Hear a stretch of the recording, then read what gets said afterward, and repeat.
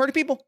Welcome once again to the Party of One podcast, the actual play RPG podcast where the gaming table is always set for two.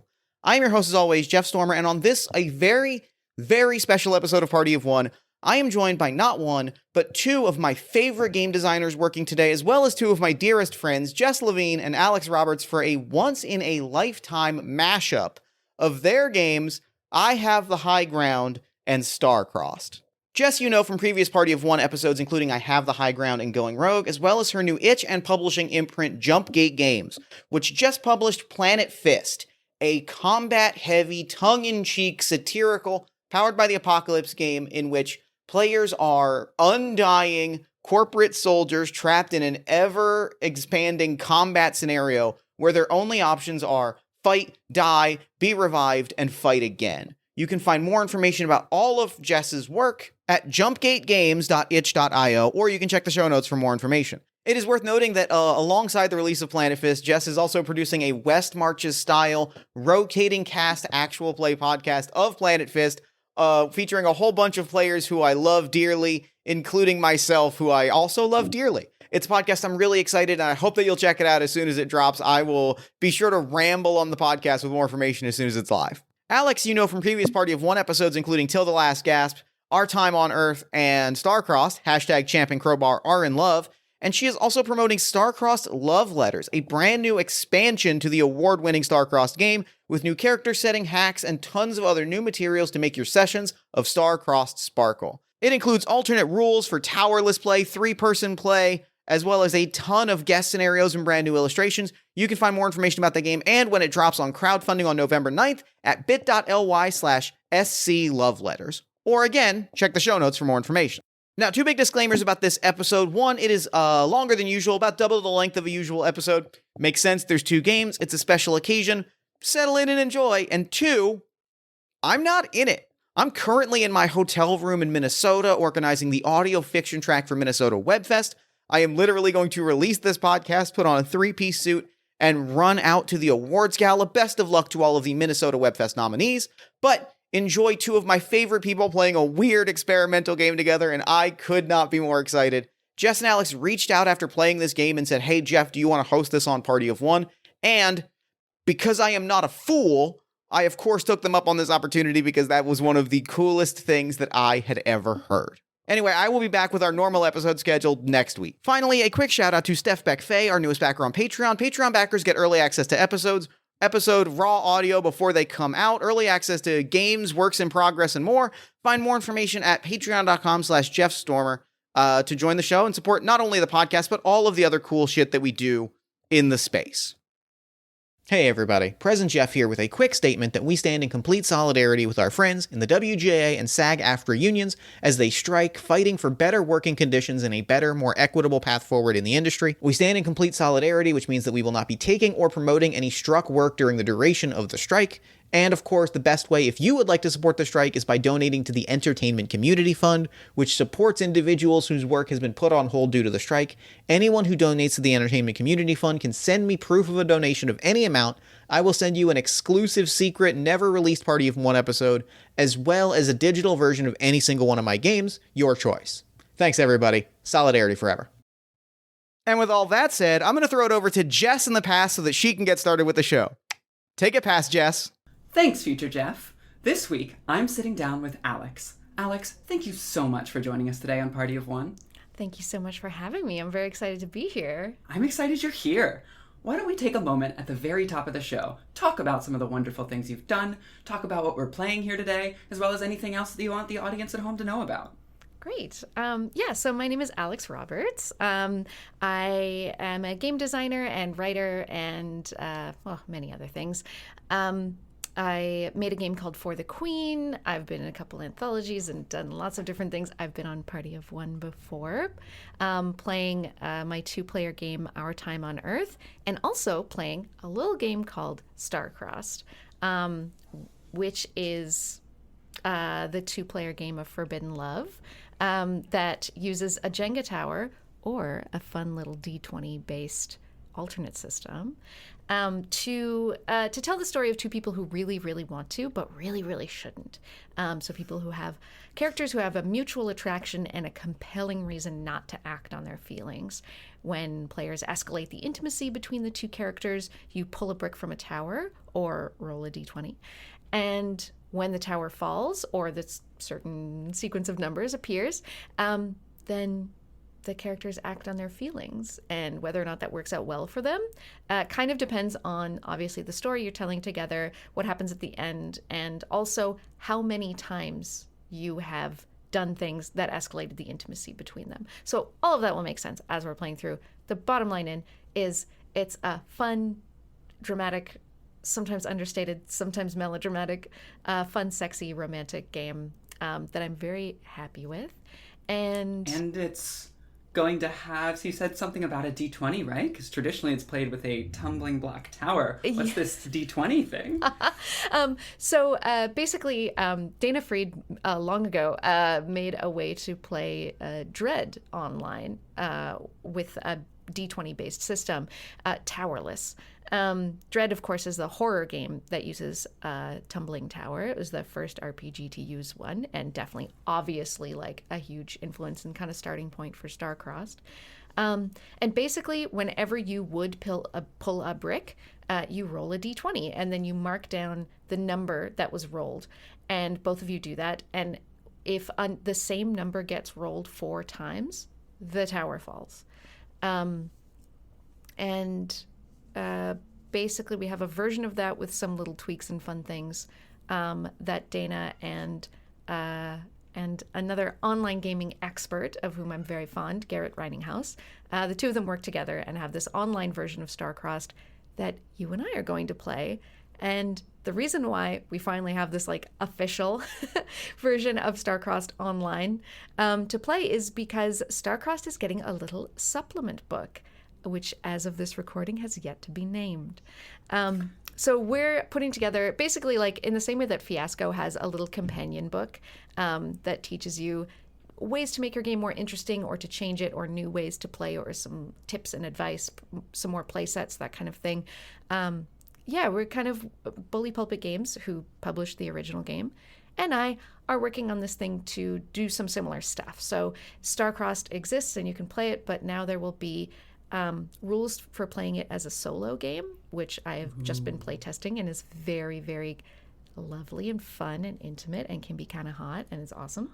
And what the people have been clamoring for since the moment I started playtesting this game, 3-player rules. So those are being playtested right now. I know. I'm finally giving the people what they want. 3-player rules and pre-generated characters. And I've written some pre-gens. Polycule Star-Crossed. I know, right? Finally. That's who loves this game anyway. You know what I mean? So, yes. Yeah. And we have a bunch of pairings that are being written by people who are not me. I don't know who I can announce yet. Oh, anyway, be very, very, very excited. If you are a fan of, I don't know, like beloved erotica author Cecilia Tan, or equally beloved comic book author Kieran Gillen, or one of my favorite people to work with in the world, James Mendez Hodes, and many, many more. Oh, I know. I'm finding this out for the first time. Mendez is so wonderful. That's so exciting. Literally the best. Literally the best. Anyway, so all of that is happening. So we're going to play Star-Crossed online today, but that's not all we're playing today. Jess, why don't you tell us about you and what else we're playing? So, as you might have noticed, despite my best impression at the beginning, I am not, in fact, Jeff Stormer, who is a lovely, incredible podcast host who has generously agreed to host this very special episode. Thanks, Jeff. Thank you so much, Jeff. Alex and I are both huge fans of the show, and I've also been on before. I design games. I made Going Rogue 2E, which is a game of war, rebellion, and making the ultimate sacrifice. It's Star Wars struck work that shall not be named inspired, but it's about tragic martyrs in space, and it's both my first game and my first podcast appearance for an actual play was playing it on Party of One. that's not my only game. I also have recently made Planet Fist. I'll probably revisit that at the end because it's itch funding now. But we are also today playing my game, I Have the High Ground, also previously featured on Party of One. I Have the High Ground is a 2-player game of banter, posturing, and capes. It is about that moment before a battle. It is about that duel of like posture and wit. The game ends when you strike the first blow. That's everything that happens after. That's the epilogue. And what I realized at some point is that Star-Crossed and I Have the High Ground are, if you'll excuse me, star-crossed. They are destined, beshared, to be together, because we have one system where it builds, you can't be together, and finally you admit it. And if you don't get quite the number of attraction stars, it might not really work out in the long term. And then you have a game about dueling where one of the possible histories is that you're exes. And so I had the idea of like, what if we put them together? What if the Star-Crossed game was what created the scenario for I Have the High Ground? And Alex and I talked, and you're going to see the result of that mashup. So we're going to play both Star-Crossed and I Have the High Ground, interweaving the different like sections of creation and play. We'll let you see it in play, how we've chosen to interweave them, but I'm very excited that we get to bring you this extra special, extra long. Sorry that we're going to go more than your expected hour and a half. But I'm not sorry. You're going to love every second of it. Yes, that's the energy I should be bringing here. You get 2 games, you get 2 episodes all at once. And yeah, I think with that, we're about ready to get started on doing so. Yeah, let's do it. So, if I recall correctly, we are going to start with a little bit of character generation using Star-Crossed. Correct. Yes. So, we've already had a bit of a discussion beforehand, just so you don't have to hear us like and stuff like that for quite a while. But we don't really know who we are. We know what our situation is, but you're going to get to hear us figure out with each other who exactly it is our characters are. So what we know is that we're in space. Both of us love to be in space. Gotta be in space. Gotta be aliens. If you can be aliens, why would you choose not to be? That's the question I have for the role-playing community. I think that's I think people need to be like answering this. I want to see the Twitter threads. Yeah, and in Star-Crossed, I mean, your whole kind of world building is 2 questions. What has brought you together and what is keeping you apart? And so we kind of had the idea that we are aliens from 2 different warring factions, maybe different species or political alignments, whatever, who are about to be at war. Like, tensions are rising. There's been some, I don't know, incidents, and there's something that they both want, like both of these like factions. And we are diplomats who have been like assigned to broker a peace treaty. The only problem is there's more than the peace treaty at hand. There's feelings. Yes. So obviously we have to be together. We're doing these diplomatic negotiations, but it might be somewhat compromising of our political outcome if people find out that that we have a relationship outside of this. So, yeah.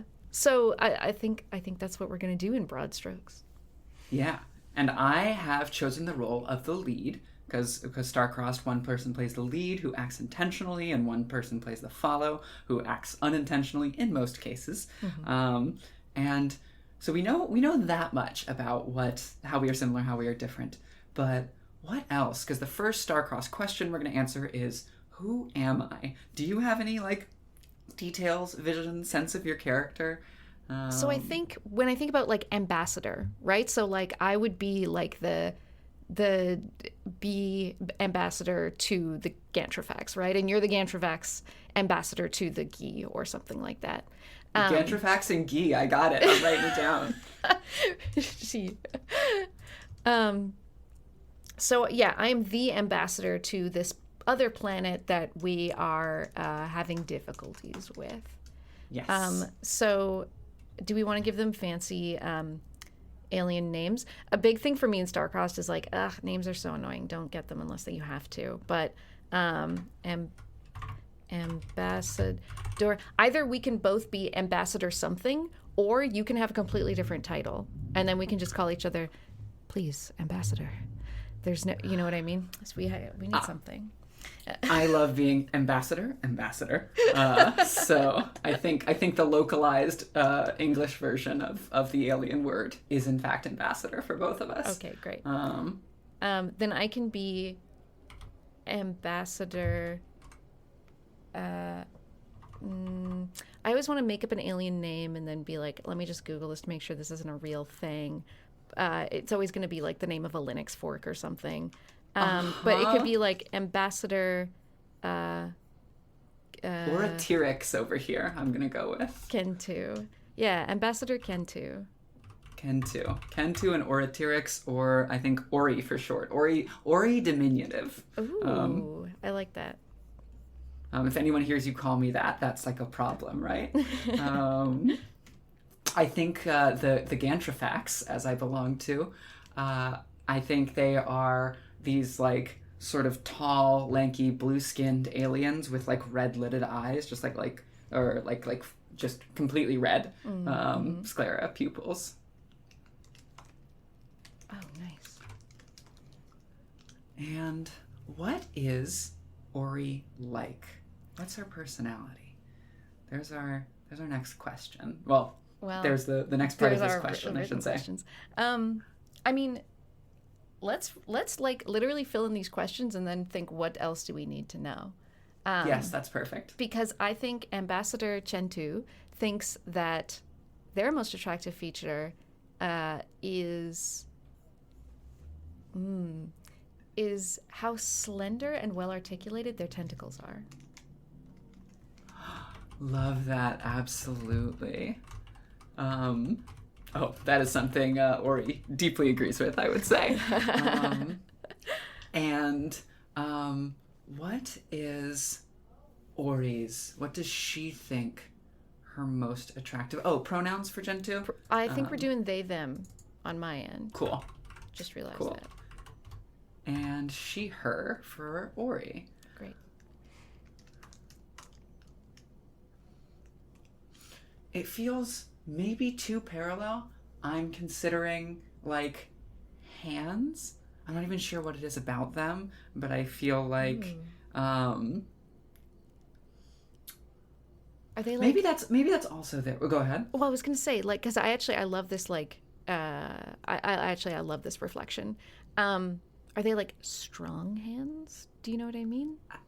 Absolutely. Like you have these slender tentacles, I have these strong hands, and it's like almost this parallel for our different strengths and our different ways of touching and affecting. But then when it comes together, that like forbidden touch, right? It's two of our strongest features. Okay, perfect, amazing. Perfect. Great. Okay, perfect. So the next thing on our character sheet is actually, I write on yours and you write on mine.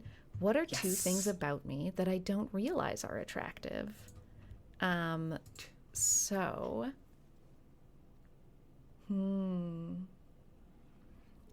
going to say the way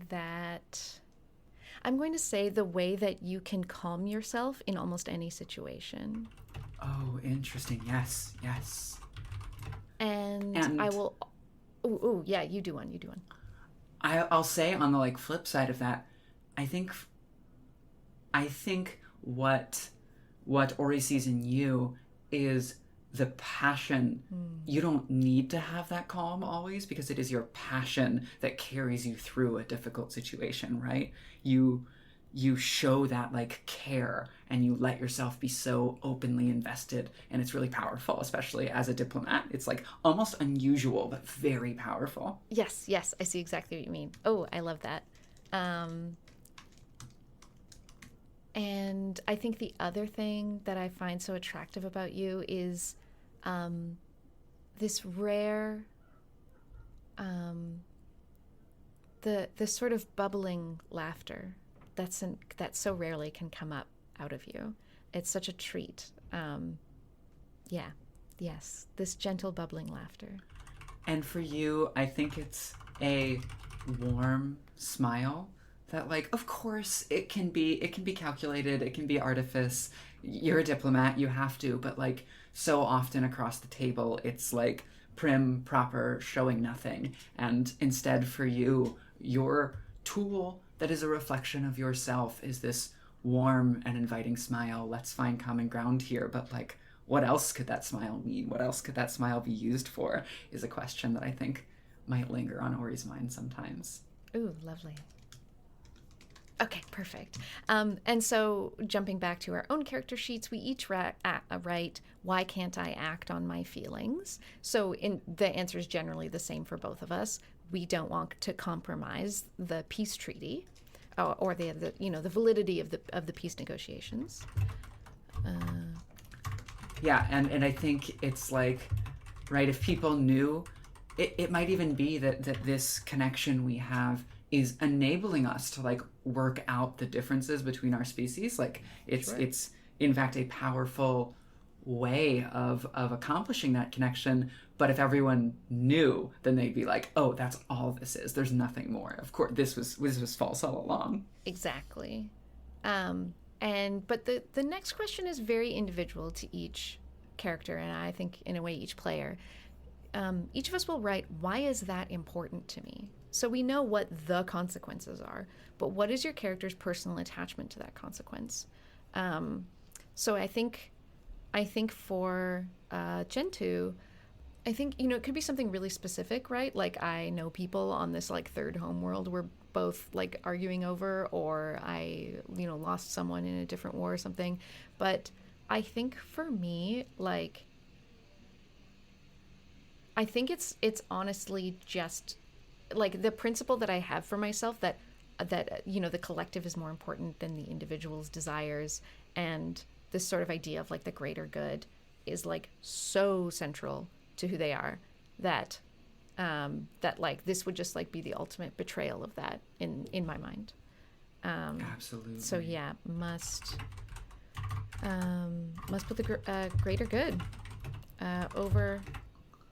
I'm also going to take a moment to put your work on the spot, because I think this is really incredible. It's one of my favorite pieces of writing in the Star-Crossed book, that when you're answering why is that important to me, it says start with the obvious answer and go from there. Think it through. Talk to your partner if you want to. You're answering this question as your character, but also as yourself. Your answer will be your primary connection to the fictional person you've created. You'll know when you found it. That is just the start with the obvious answer and go from there, and you'll know when you found it, is such a way to take you might otherwise write this question off and go with like, oh yeah, I know this. No, start there. Of course you know it, but what more is there? And you'll have an internal sense when you've got there. It's just such perfect player advice that I really want to highlight it. Thank you so much. Oh my gosh. And like following those instructions, the obvious thing is like, this is my job. Right? Like this is what I'm here to do, and how could I possibly give that up? But I think that Ori is a bit of a people pleaser in certain ways, but like it's more than that. It's not even about the like fate of her society, but rather like she can feel the weight of billions and billions of Gantrafax who are expecting her to succeed, and she can't let them down. Like it is actually very like personal, of like, in a way that could come off as selfish, but like is also, it works in this role. She doesn't want to be the person who failed them. She doesn't want to be the person who they trusted and they sent, and she couldn't do it. And so she feels this real weight of like, there are these expectations of me and I'm going to meet them. I'm going to be the ambassador they sent me to be, not the one who has all of these individual needs and feelings and desires. That can't happen. Yes, amazing. And so it ends up being really connected to identity and social role, and like the connection between those two. Your like sense of self is very tied up in your social role. And then on Gentoo's side, it's like it's not that, but like really thinking of in terms of like, this is what I believe is right. Like these are like my values. Yes. Oh, I love this. Awesome. Great. Okay. I think that gives us a really strong start, right? Mm-hmm. Okay. Do we have anything else we need to do in the Star-Crossed section before we move to I Have the High Ground? I don't think so. I mean, I think we have a sense of like where we're at, what we're doing, who we are, kind of what the stakes are. So we can hop over it, I think. Fantastic. So, in that case, we are going to move into the second section of I Have the High Ground. I Have the High Ground starts with the background section. That's where you do the setting, the stakes, the descriptors, all of these things that like really broad level carve out what you're doing, which we've already kind of done, both before the podcast and through Star-Crossed. I will say that we picked stakes for our I Have the High Ground duel ahead of time because I Have the High Ground uses a lot of fencing as a metaphor for this verbal duel, and one of those is foil, saber, or épée as stakes, and these are weights of fencing weapons. So foil is saying, this is pride. This is not a fight to the death. Whatever battle follows, like it might be a bar fight, a boxing match. I've seen someone do dyke drama at like a party where one person was like canceled and one was really popular. I've seen people do like you've got to pull the lids off of pudding so that these suburban housewives can win raffle contests. So those are foil. And the pettiest things can be the most intense, which we'll get back to. Mm-hmm. Saber, that's like major stakes. Usually it is lethal for someone, if not the person who is in the duel, then someone they're fighting on behalf of. This is a bounty hunter and their prey. This is a duel between knights on behalf of their lords. And finally, épée, towering stakes. This is the fate of a war, the fate of a galaxy might hang on the outcome of your duel. And you might think we're diplomats, right? We're diplomats dealing with this whole galactic or at least interplanetary potential war. We're going to do épée, right? No. We have introduced a time skip between our Star-Crossed game and our I Have the High Ground game. Our I Have the High Ground duel will take place in our old age, many, many years later, who knows how many years for these aliens, where we've both decided we want to retire. And we have always, always loved being among the humans of Earth, actually. There are rules for visiting the humans of Earth. We must not interfere in a significant way. We must blend in. We must disguise ourselves and become part of it. And so we're both here on Earth in disguise. And the treaty that we made, I think, actually. We definitely had a hand in it, no question. Yeah. Absolutely. We drafted those guidelines. Mm-hmm. Says, one alien in a place. It's too risky to have multiple. Like, you never know. It's going to make it easier to be discovered. One in a place.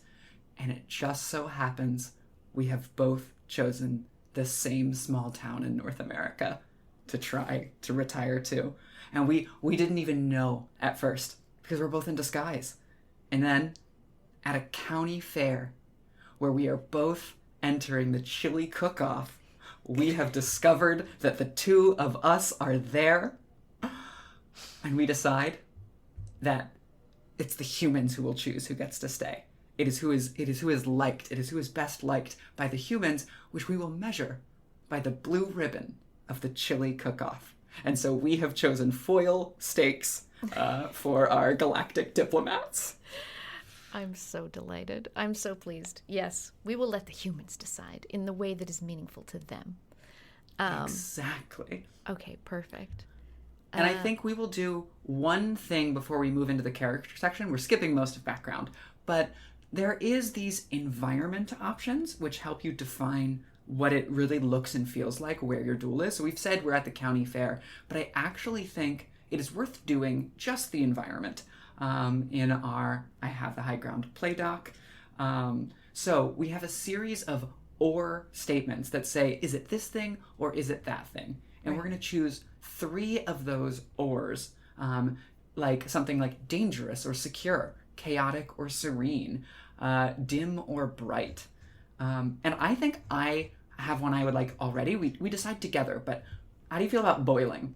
How do you think it's a county fair and it is hot? People are in hats from the sun. We are sweating, and we're still doing a chili cook-off in the boiling heat. But like that's a consideration. Yes, absolutely. This is August, and it's chili cook-off because this is when everything is. This is where the scones and the individual pieces of produce that have been grown, everything, right? That this is where it all gets decided. So yes, it is Midsummer August. harvest. Exactly. So it's late August, and yeah, it's even unseasonably hot for that. Yes. I like that. That gives us a lot. Are there to any play other with. descriptors here that are jumping out to you? Anything in our little or pairs? Ooh, let me see. Chaotic or I think chaotic is important because we are actually at the fair itself, and there's a lot going on. People are like walking by with like sheep, and like there's like a crying kid dropped his ice cream cone. Like there's a paddock of horses outside. The llama and alpaca club is meeting literally like at the stable next to us. Yeah, chaotic is important to me. Yeah, and like we have to, it's so much easier in that scenario to get caught. Like when we're talking, there's people everywhere. We have to be really, really careful. Yes. And when the tensions run high, oh no. Mm-hmm. Cool. So we're chaotic. We're boiling. I'm tempted to go with still versus windy. Like we're outdoors, but it is a still day. If we stop moving, sure, the people are moving around us, but nature itself seems to have given us this like stage for our duel by like having this like perfectly still day. Yeah, that feels right to me. Great. Okay, so we finished the one part of background that we're doing, and we're going to move into character. And the very first thing you choose in character, and this is important, this is I have the high ground, you choose your cape. Mm-hmm. And in fact, you will evaluate, based on your cape, you will evaluate it against a cape rubric that I have made. And whoever wins the cape rubric gets to choose from first advantage or first priority. Priority is a tiebreaker in play, because in play, as you'll see, it's essentially fencing, rock, paper, scissors. What happens if you choose the same one? Whoever has priority wins. That's actually based on a real fencing rule, priority, but priority in fencing is absurdly complicated. I've much simplified it. It passes back and forth to break ties each turn, but you, if you win the cape rubric, can choose to start with priority, or you can get first advantage. After we pick cape, we're going to name some like narrative advantages that we have, like to be taller than your opponent, to be your opponent's exact type, or of course the eponymous high ground. And you can choose that first. Whichever one you don't pick, the other person gets. And so I also encourage people, of course, I love settings where like capes are very literal. We have this like beautiful sci fantasy cover by Ezra Rose. But today we could wear literal capes, but you can also be interpretive. I have worn a cape that is like a duster in like a space western, and my coattails or my cape. And so I'm wondering, in a setting like this, Aprons. I'm feeling Alex, aprons. That's brilliant. Yes. Yeah. And like we can take some time to put just a little bit of time to put detail into our capes, right? Yes. Like it is not just an apron, it is what is printed on our apron, what is the texture, what is the length. Length is very important, as you'll see. Absolutely.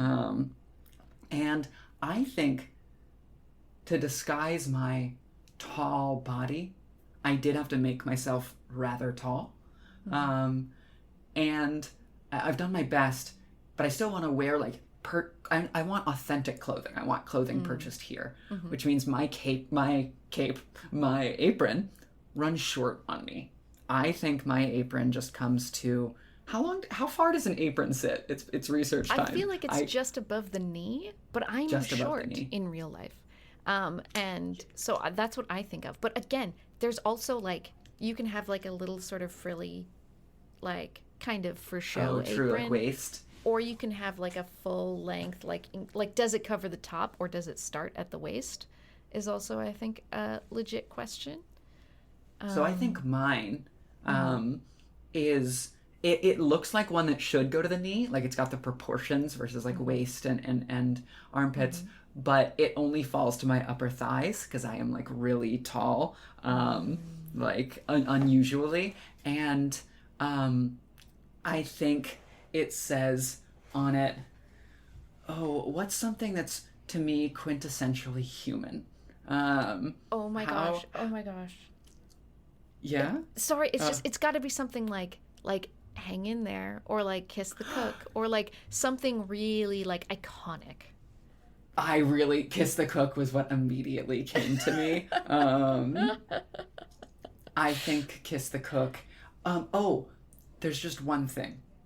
It's like kiss the cook, but it's in like a 70s or 80s style because I still have trouble conceptualizing time periods. Like, you know how we think about the medieval and like things that were 90 years apart? Like, yeah. As just all from that period. Oh my God, yes. So I haven't fully realized that like this like particular like font and like style of art like does not belong here, but I'm like, look at how authentic it is. Yes, perfect. Okay. How about yours? Okay, so my cape, it ties around the waist. I'm kind of vain and I really like my cute outfit. And so I do have an apron. It's not covering as much of me as it really should. So it's a bit impractical, but it ties around the waist in a cute little bow in the back. And it goes to just above my knees. And it is white and it has lovely embroidery of a floral motif just around like one corner, and it has a tiny little impractical pocket on one side that you couldn't really keep anything in. So cute. Oh my God. Ori is not going to want to admit like what that is. In fact, I think I'm going to add a clothing detail. This is like coming next, but I just like immediately in response to that, I think like I am in like short shorts, like some like Daisy Dukes, like denim blue short that are above my apron. Like even with the apron only falling to the upper thigh, the shorts are above the apron. So just like to introduce some more stuff for our characters to be hot with. I think that is the outfit she's rocking. Right. But now that we have decided our capes, we go to the cape rubric. Okay. Number 1 on the cape rubric is whoever opted to wear a cape. If one person doesn't, which like I don't know why, but you could. Sure. The other person wins. We've both opted to wear a cape, so we go to number 2. Which character's cape is closest to floor length without going over? I guess and that's I think Wait, your overall length of cape. Oh, but mine's closer to the floor. Yours is closer to the floor. That's the thing. True. I just love a floor length cape. Like, what are the criteria? It's the capes that I love. That's the cape rubric. That's what game design is all about, by the way. We could go on about that, but yes. That is what I call my space whales. It was actually on Party of One, listening to someone, not Viditya Valetti, who has never appeared on Party of One, but Viditya Valetti's game, Space Between Stars, you have to describe the space whales that are present in your setting because Viditya loves space whales. And therefore you have to do that. And I was like, every game designer should let themselves have their space whales in the game. Yes. The thing that is for them, it's because they love it. And the cape rubric is my space whales. Like, you gotta describe your capes. But you win. I will note the other items on the cape rubric just because it's my space whales, which is if it's the same length, you go to whichever player owns a cape in real life. Then quick check-in on that item. Do you own a cape, Jess? A friend talked about gifting me a handmade version of my perfect cape, which is embarrassingly the Krennic cape from Star Wars, and has not happened yet. So I've been holding off on the cape purchase in the hopes that happens. But embarrassingly, I don't. Do you? I do. And I got it secondhand so that I could be Dracula one Halloween, inspired, of course, by everyone's favorite, the most iconic 1979 Frank Langella as Dracula.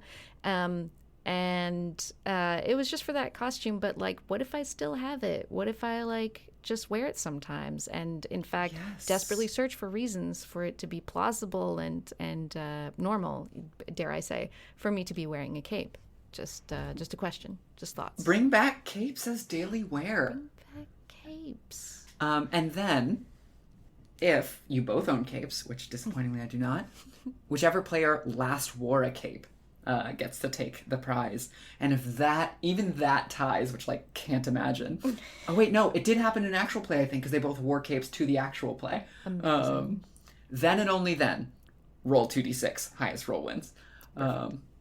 But you've won, so we move on to advantages, and you get to choose. Do you want to pick the first advantage from this list of advantages that we've got in front of us?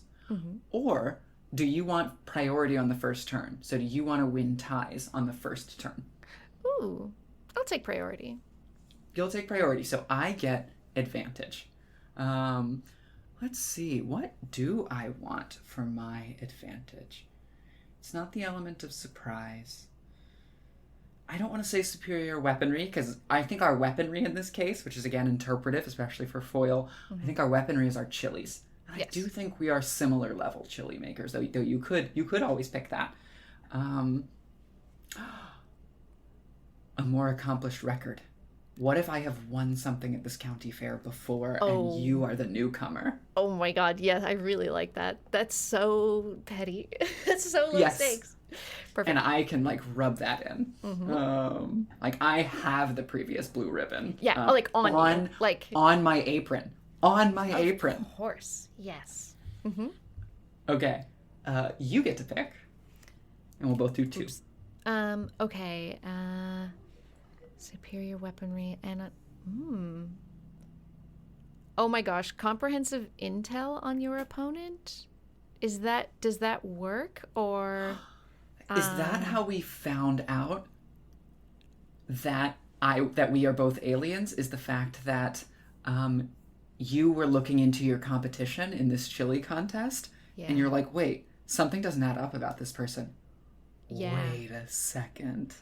Yeah, I think I look into you and I'm like asking mutual acquaintances or something, and what everyone says about you is like, oh yeah, well, she came here, about 2 or 3 years ago, and I think she said she was from Florida, or like there was some little code words, and said she used to work. She's retired now. She used to work in finance. Like just some little like. All of the standard answers that you give people to be like, don't ask me further about this. So like, it's like, yeah, she said she was from Milwaukee and she worked in insurance. Like, just so everyone would be like, great, no further questions. I don't know what it is. And then sorry, Milwaukee. You were suspicious. You were suspicious, so you asked a specific question and got an answer that I had used before in disguise on another planet where we had both been doing diplomacy. Yes.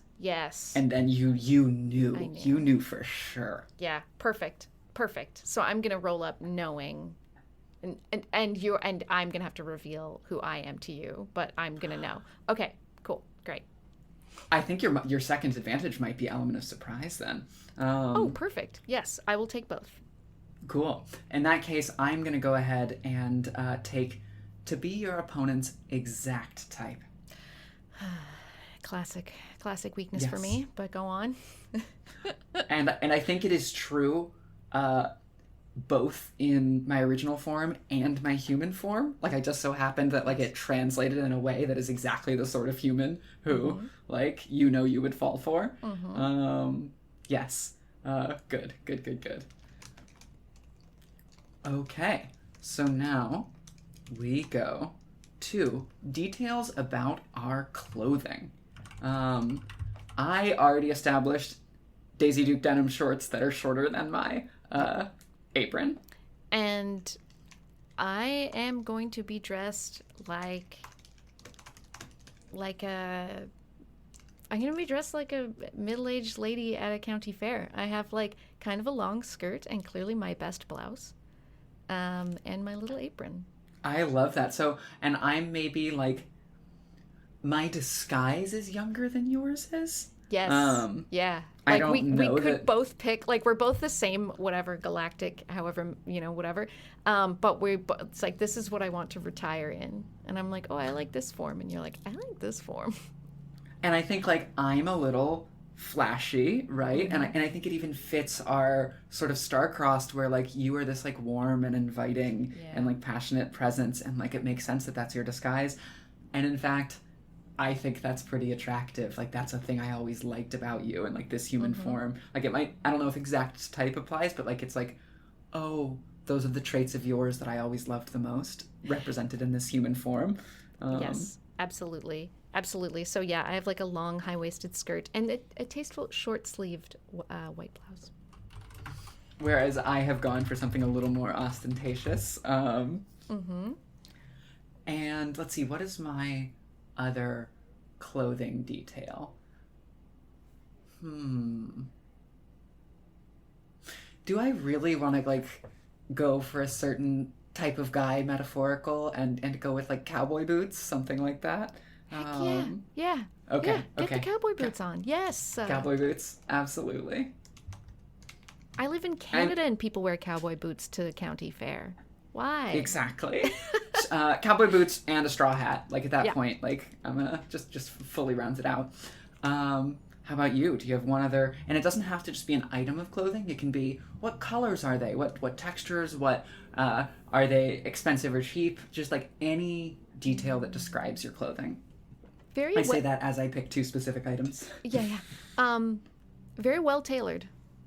Like, this is not, yes. like, clearly I had this taken in and I had the hem adjusted to just the right length for, my height and length of leg. And the shoulders on the, like, how someone can wear really simple clothing and you're like, wow, they just look so great though. That's because they probably had their clothing tailored to actually like fit them really well. So that's the energy that I'm giving, like so well put together. I think it's so funny that like I'm aiming for this certain type of authenticity, but like mine is an eccentric authenticity that like, is it really? And yours is this simple, understated, like you actually know how to come in and blend in and be part of this. Yes. Yes, absolutely. Choose your weapon. What's your chili? Oh my gosh. Okay, so again, I feel like chili is such an American thing, and like, but I have the vague sense that there are different kinds of chili. Yes. So can I say that? What if mine is a veggie chili? Like it's like a 3-bean something. Yeah. I was thinking that we both maybe do veggie chilies just because I'm really entertained by the idea that both of our like cultures don't eat meat and we're kind of freaked out by it. Yeah. I can't believe the humans do that. I love everything about this planet, but like why do they do that? Perfect. Yeah, so I have I'm doing a 3-bean veggie chili. Yes. With like moderate spice level. Like I don't want us to be judged on maximum spice. I want it to be like yes. Yeah, like I don't know how that's authentic, measured. like, right? But yeah, like a moderate spice level, kind of a nice smoky undertone. So yeah, my chipotle 3-bean veggie chili. Wonderful. I was going back and forth between saying that I do like some ridiculous 12-bean chili, including some like bean types that I shouldn't have access to in North America, and I don't really get why that's like that's so funny. A little Space strange, bean. but space bean. I say, oh, it's just from Morocco, right? Mm-hmm. You just haven't seen it around here, but it's actually space bean. No, but I don't think so, because I want to let you have your bean chili. In that case, I think I have made an imitation meat.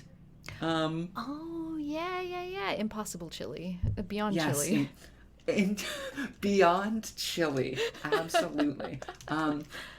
But no, I haven't cheated yet. I was gonna say that I have like used space tactics for like generating a vegetable, like growing a special GMO vegetable that is like perfectly like meat, but I don't think my chili right now has any space tech. So I am just using a like really good seitan meat equivalent, like that I've like crumbled to look kind of like ground beef, but it's ground seitan chili that like I am priding myself on. I can come here. I can take what they think is meat and do it better. Show that it's better. Like that's my ideological agenda with my chili at this county fair.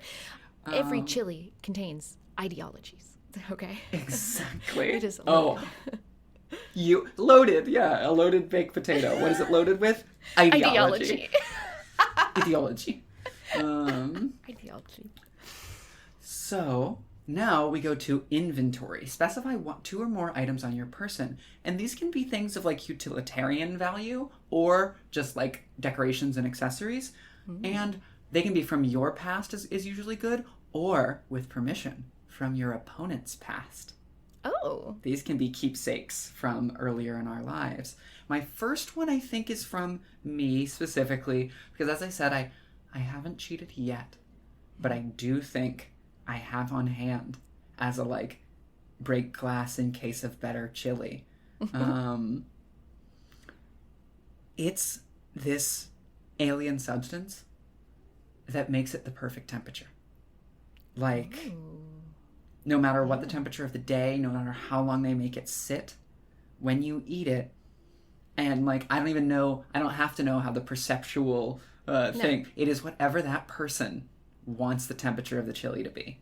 Mm-hmm. And it's this little vial that you would know like on site what I've got, but I have that tucked into my apron in case I need to tip that into my chili for that. Like, I want to win fair and square, but like, I want to win more than I want to win fair and square if I have to.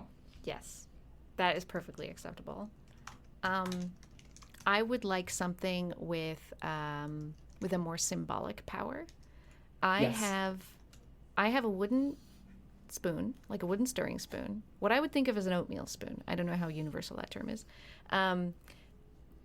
Which first of all, inherently powerful object, but it's like this lovely wooden stirring spoon. And it is, in fact, Marjorie's stirring spoon. That's right. The 6-time chili cook-off champion in an unbroken streak until her passing 2 or 3 years, let's say 3 years ago. And she and I were friends, and I would go and visit her all the time in her old age. And she actually gave it to me, and I have it. So I have Marjorie's stir spoon. I am so jealous.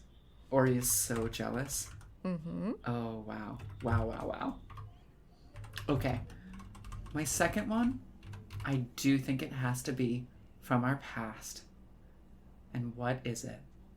What have I kept from you? What have I kept from you that I even perhaps keep on my person?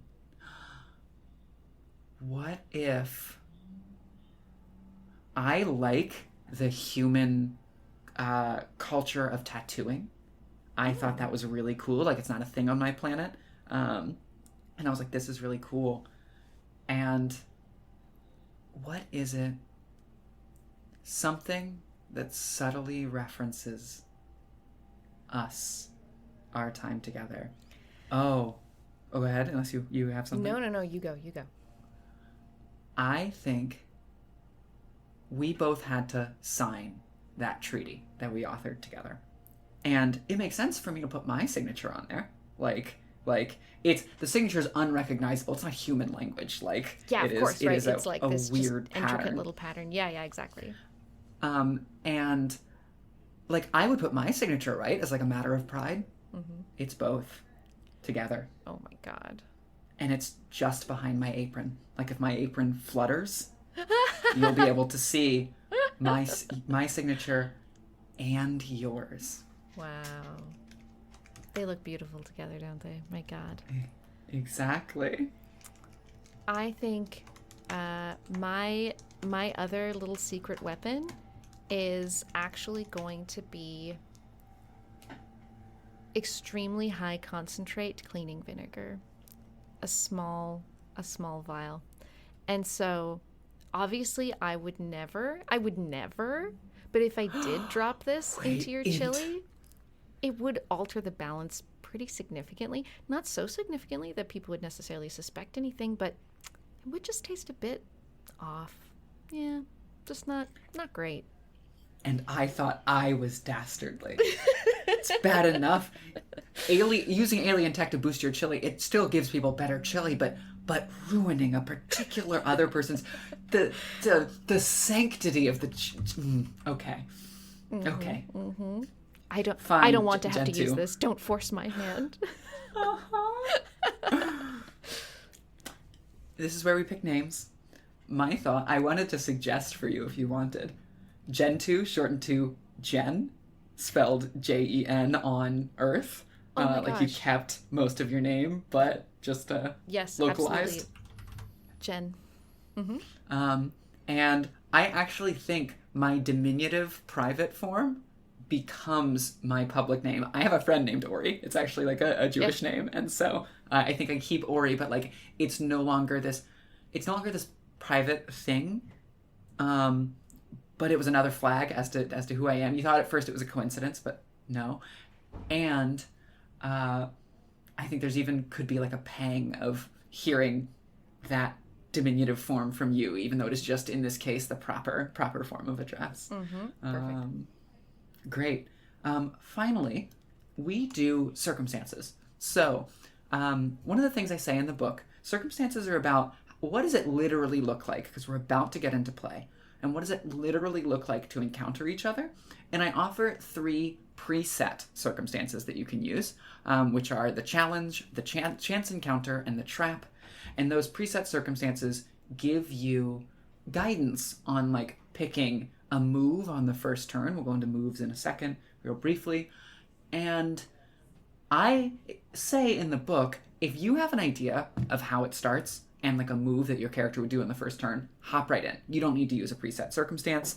Like your Starcross supplement pre-generated characters, this is a thing that was clearly very helpful to some players.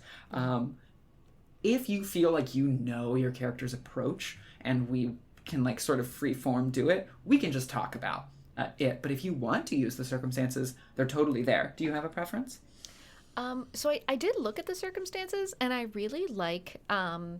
it's called like a chance encounter, and it Yes, the involves chance like a encounter. stumble, like one person kind of stumbling upon, or like, and I think to me that just feels really like loaded and like interesting, and especially because I am going in with this advantage of like I know who you are. Maybe you I could stumble in a way where you are like, oh wait, are you this? Like, wait a minute, what did you just say, or whatever. Totally. And it even specifies the person with priority, which will be me on the first turn. I'm going to write that down in our play doc. I am the encounterer, and you, without priority, are the encountered. Perfect.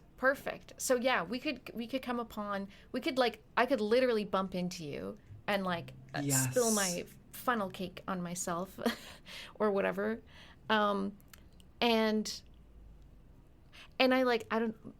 We pick moves in order to decide how it goes. Like we Perfect. say, this is what happens. The bump happens, and then the exact like way that plays out is based on the moves that we pick. Okay. So, for that, we can also roll dice if you would rather it be random. But I give this little rubric to the 3. I have the high ground moves, which I'll explain now. If you want to read for the encountered, you have thrust, parry, and feint, and like what are those preset options in the book on page 12.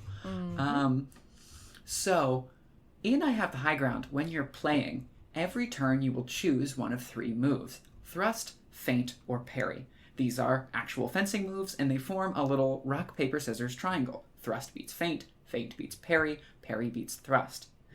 Which one you win with, whoever wins, determines the structure the narration takes in the following turn. So if you thrust, you make like an aggressive insult or imposing move. If you feint, you bait your opponent into response. If you parry, that's your classic comeback, right? It's a game of wit. Comeback is perfect. Finally, you also have a penalty move. On a penalty move, you roll 2d6, the only real roll in the play section. And if it's under your current score, you get points and some extra special stuff. You get 2 points, actually.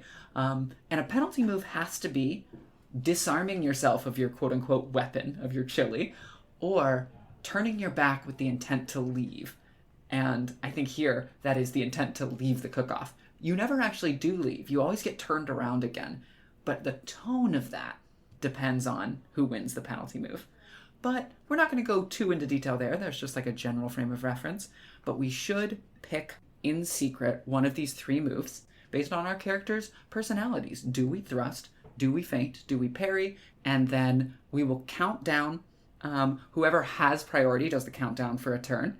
And then, because we're on a podcast, we would usually do it simultaneously, like in a chat program, but we're on a podcast, I'll say it, and then you'll say it, and we'll trust that, we're being honest about our moves. I'm not too worried about, I'm worried about Jen cheating. I'm not worried about Alex cheating.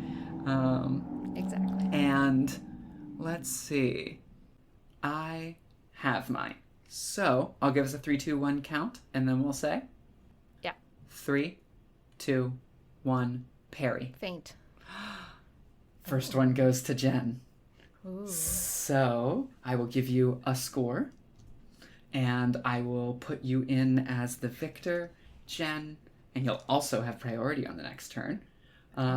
So let's go ahead and read what happens when you win with a feint. First of all, well, because we did the circumstance, the chance encounter, can you go ahead and read the feint option for the chance encounter? Because this gives you a more specific thing. Right. And I kind of forgot if we determined, am I the encounterer or the encountered? You're the, I had priority, so I am the encounterer. Okay. Oh no, sorry, I am the encountered. Okay, that makes sense to me. So yes, you stumble into me. Perfect. So I stumble into you. I spill funnel cake on my nice white blouse.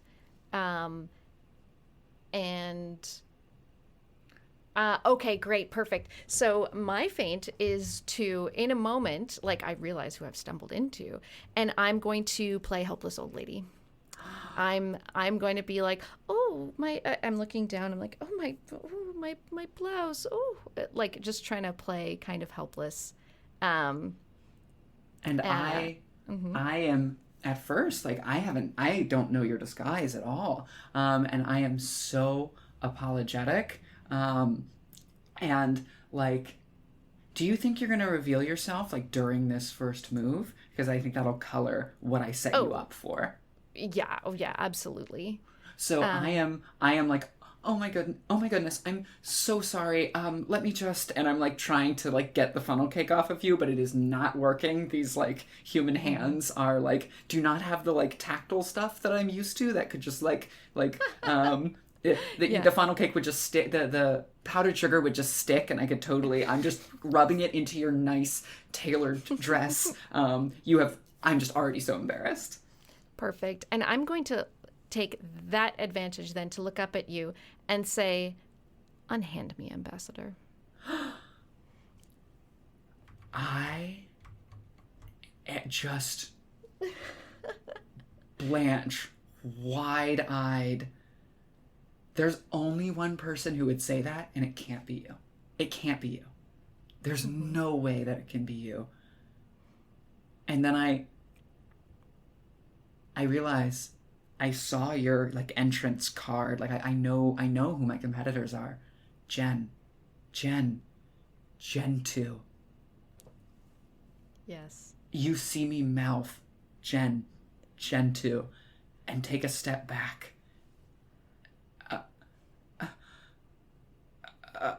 And I am a person who does not get speechless. You know from doing diplomatic negotiation with me, I don't get speechless. I think that's it. That's it. I think my vulnerability that I show you in this moment is complete and total speechlessness in the face of that comment. Perfect. Amazing. Okay. So that's our first round. From here, it's free form. We're going to pick one of those 4 moves based on what they represent. The first time we encounter a particular type of win, I will go in and read us a description of that win just to get a sense of like what it means. And we will play. I have the high ground is played to 9 points because that's how much it takes to win a bout of fencing. And at 8 points, you must draw your weapon. You must prepare your chili in this case. And something special is going to happen in this game. Can't imagine what. Don't know what's different about this game if I have the high ground than any other. But something special will happen then. But for now, let me know when you have an idea of what your character would do. Would they be aggressive? Would they try and bait me again? Would they like go on the defensive and like wait for me to walk into your trap? Let me know when you have a sense and I'll count us down. Okay, I know exactly what I'm doing. Okay, I know mine as well. So, your priority, you win ties, which means you count down. Give it 3, 2, 1, and then your move. Okay, great. 3, 2, 1, thrust.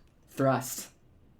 So, a tie, you win. That's 2 points for you. Amazing. A thrust win. The victor made an offensive move, which hit the loser exactly where it hurts. Oh, sorry. Not a thrust win. My own game. A thrust tie. Because we both did it, it changes the narration just slightly. A thrust tie means that both players attempted aggressive actions. Both characters attempted aggressive actions. But the player with priority won the turn by being more imposing, their demonstration of wit or prowess overshadowing their opponent's pathetic jab. And so I think, if you don't mind me taking the first word here so that you can like come out stronger. Yeah. So I have that moment of silence and you just like let me marinate in it, right? Mm-hmm. And then I feel the need, like I have to take the, as I do in negotiations again, I have to take the forward step here. And I think that disguise, really, I guess it suits you. And that's despite the fact that inside she's thinking, it does suit her. It's so warm. But like I can't let that on, so I'm gonna take the thing that is bothering me and try and turn it into something to be derisive about. Perfect. Exactly. Which means that I'm then just going to immediately thrust back at you, right? And be like, wow, your disguise is absolutely beautiful. Doesn't suit you at all. That's right. That's right. I think you literally get like in fiction, like hand over mouth. Yeah. Ooh, I'm blushing in real life because I don't say things that mean. That's very fair. I have the high ground. Could be a very intense experience. Oh, I love role playing.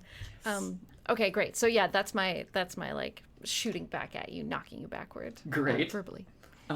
Which means we move on to our next round, unless there's more you want to say there. I think that No further. Yeah, nothing more to say. Right through the heart. Okay. So I have mine. I have mine and I have priority. When you have yours, let me know. Okay. 3, 2, 1, thrust. Parry. Oh my god.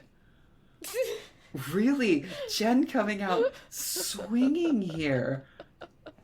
This does not She's look good. prepared. You know what I mean? She has the element of surprise. That's She was like rehearsing this in her mind as she was like driving her station wagon here. That is exactly what has happened. I love when the narrative and like the mechanics just work out so much with the situation we've set up.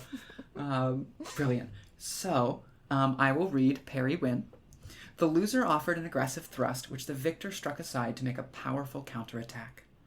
In a parry win, the loser must offer the winning player a pitiful insult that their character lobs fruitlessly at the victor, setting up a comeback, or an imposing physical move, which the victor can effectively counter. So you have just told me that it doesn't suit me at all. I think I'm going to try leaning on our history, assuming that's going to work, even though it was long ago, and be like, I'm going to step in towards you and be like, you and I both know that looks like this worked perfectly well for you before.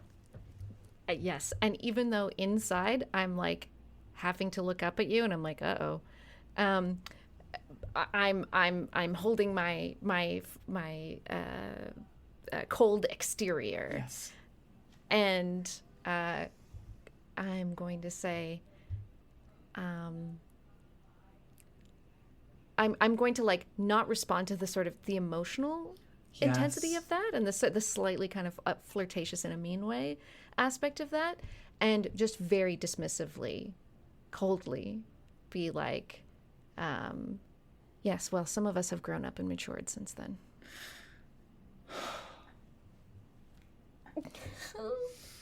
And she like scrunches her face angrily. Oh, seeing the two of them be so cold to each other both makes me so excited and so heartbroken to go back and see like the warmth that we're gonna see between them. Oh no, it's gonna make it all so much harder. Okay, yeah, I think you get that face scrunch. I don't want to believe you're right, and I'm looking at the situation, and a little part of me is worried that you are. That you've grown in a way that I haven't. We'll see if I can disprove that. So, we both choose moves, and it is your count this time. And I think I have mine. Okay, perfect. 3, 2, 1, thrust. Parry. Oh. There we go. Wonderful. Okay. Ori, it is time for your comeback. So, you offer me that pitiful jab, and I turn it back. So, what is your thrust? Great. So thinking I have the advantage here, and you've responded to my like, yeah, well, this, then I'm going to introduce our sort of our upcoming thing. Yes. And I'm going to just move forward with I'm going to tell you to get out of town. I'm going to be like, why don't you just excuse yourself from, oh my God, what's our cute little small town name? We don't have to we can pick it at some point. Why don't you just excuse yourself from this sweet little town now? Oh. Before you embarrass yourself. Appealing to the rules, and we have to like keep it like, I think at that moment, like someone bumps through, right? Like it has to be excuse yourself. Because it's why don't you? And then someone walks a sheep in between us, and then it's excuse yourself from this sweet little town, because like we gotta stay in. And then me, in an attempt to be authentic, is like, I think you're right. This town ain't big enough for the two of us. Again, like mixing places, accents. Yeah. And specifically, and I step in, I don't think it's big enough for the ego that you have apparently grown into. Really, Jen. You weren't like this, but if that's what growth is to you, I think the humans would be better off with me here. Okay, that cuts me to the core, because I am so, I'm so completely I'm so selfless, and I'm in service of my people, and I put them, I put everyone else before myself. And you say some accurate stuff, which I don't appreciate. So yeah, I'm red in the face with what I want to start showing as anger, but there is clearly so much embarrassment in it. And I know you well enough to know, what that is. Actually is. Fantastic. Okay. Yes, I have mine. I know where Ori's going. But when you're ready, I'll count this down. All right, count us down. 3, 2, 1, faint. Parry. That's 2 in a row for Ori. Uh-oh. So, I believe that's our first faint win during the game. The victor offered provocation or bait, and the loser took it. In a faint win, the victor hits the loser in an emotional tender spot or took a threatening action, which makes the loser particularly nervous and jumpy. The loser must narrate a significant and vulnerable reaction to the bait, but remember, the victor still reserves the right to the last narration for the turn. Perfect. So, I think this is perfect, because I've got you backed up now, and you have suggested we are going to one of us has to leave, right?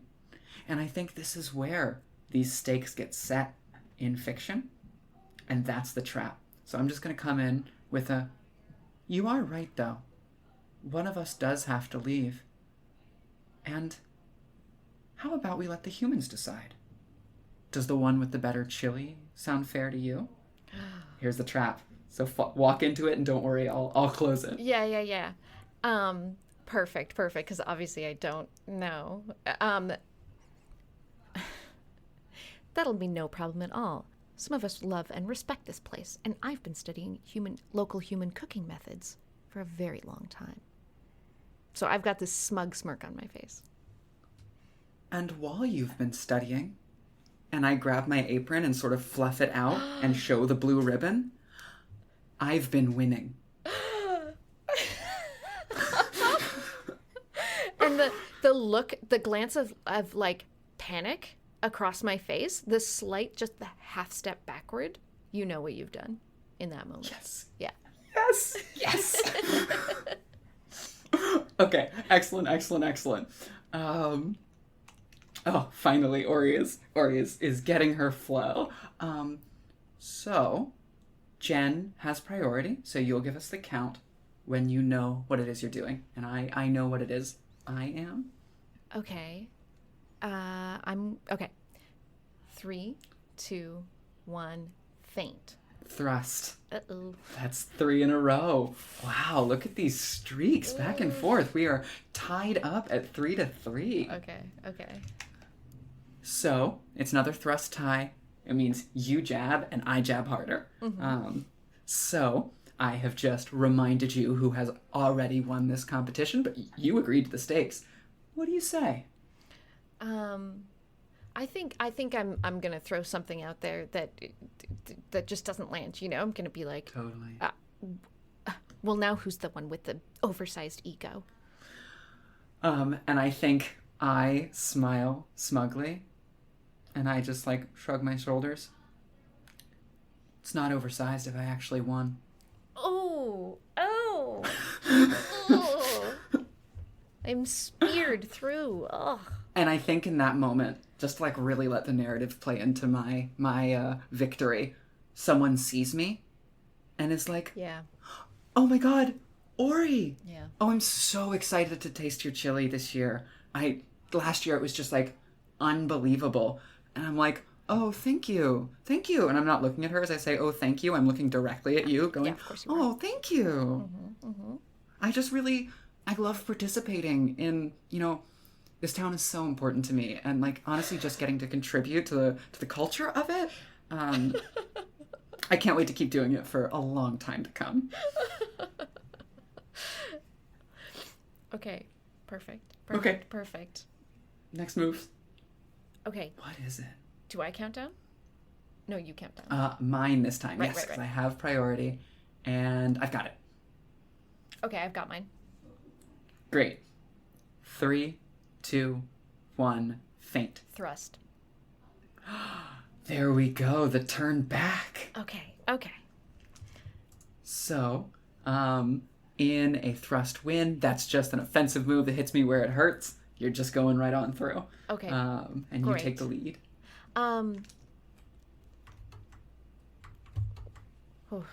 Okay. So then I am going to I'm going to put it out there then. Wow, honestly, gloves off. I'm going to like really lean in and lower my voice so that I don't have to be thinking about how others are perceiving this or whatever, and being like, Ori, you are embarrassing yourself and all the Cantrofax by buttering up the humans like this and making yourself so agreeable. You're going to expose yourself. And furthermore, even if you remained hidden in your human form forever, these people are going to get sick of your lies and your false front and your self-serving attempts to contribute to the culture. That last one, like, I'm making it on the other ones. I'm like, no, you're wrong. You're just vamping, whatever. Your self-serving attempts to contribute to the culture. I think if I can expand, you're calling back to vulnerabilities that I shared with you in moments of our like tenderness together during diplomatic negotiations, where yeah. I'm like, sometimes I worry that I'm doing this for me and not doing this for my people. And you were cutting there because you know it hurts. And the look you get is not angry. It's like, I never thought you would go there. Oh, just like shrivels. Oh, these poor. Wow, it must have really gone bad in the end. Yeah, seriously. Ooh. Okay. We'll find out. Oh, okay. Yeah, that's it. I don't think she can get any lower in that moment. So it is your priority. So it will be your count. And I think I know what I'm doing. Okay. 3, 2, 1, faint. Perry, that's you again. Oh, great. Okay, cool. So yeah, you bait me into a response. yeah, exactly. I'm going to lean back a little and be like, "Oh, I'm sorry. Am I being a little too cruel?" And she is so off balance that she can't give you anything other than. Oh, wait. Yeah. Wait. Am I allowed to retcon that? Am I allowed to say, please. "Oh, sorry. Am I being a little too honest?"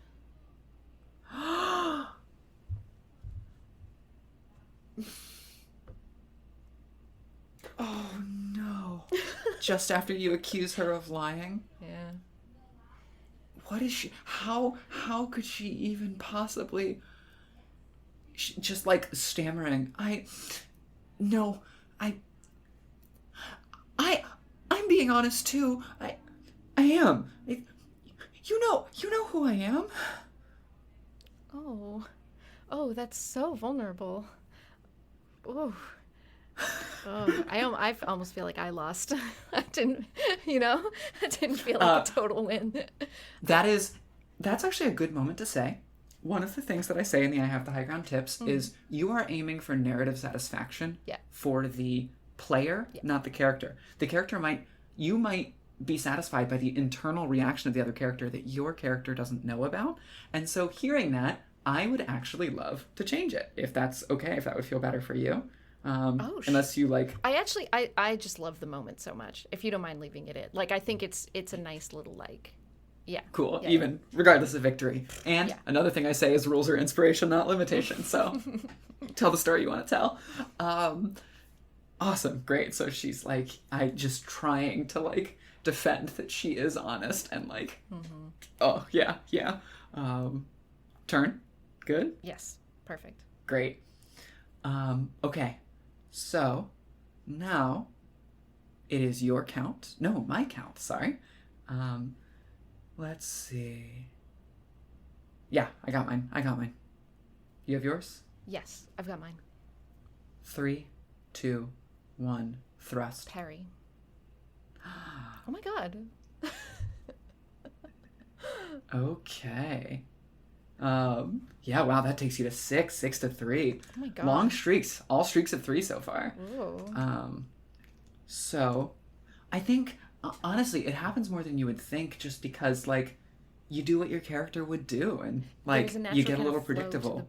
Yeah. Okay, Exactly. great. Okay, so offer the thrust and I'll parry it. Yes.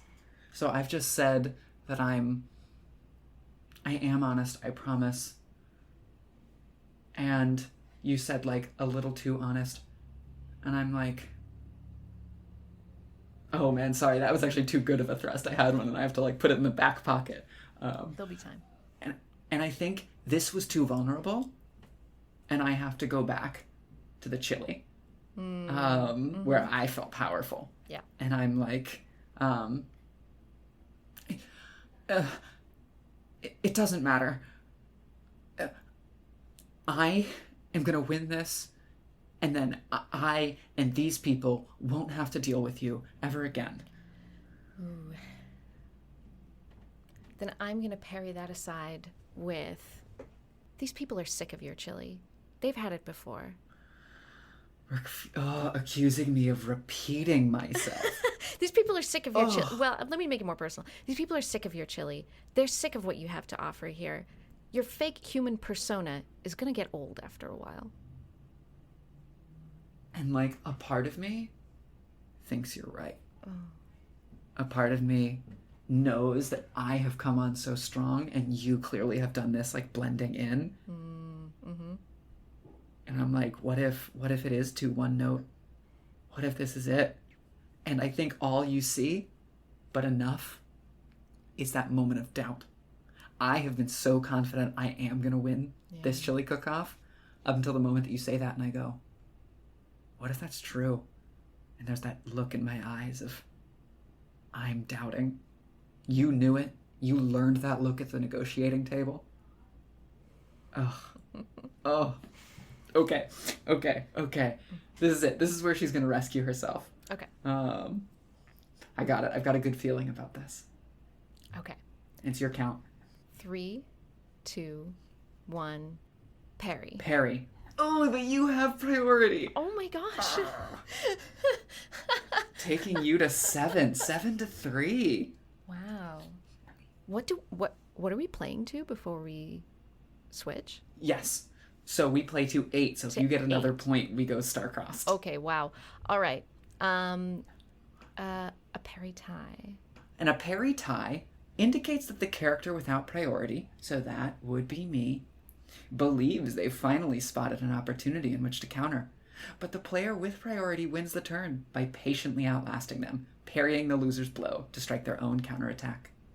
Alternatively, the actions of a character without priority might also be misinterpreted as a thrust, a display of genuine emotion or defensive posturing misread as aggression, which the victor still uses to make a comeback and turn the momentum in their favor.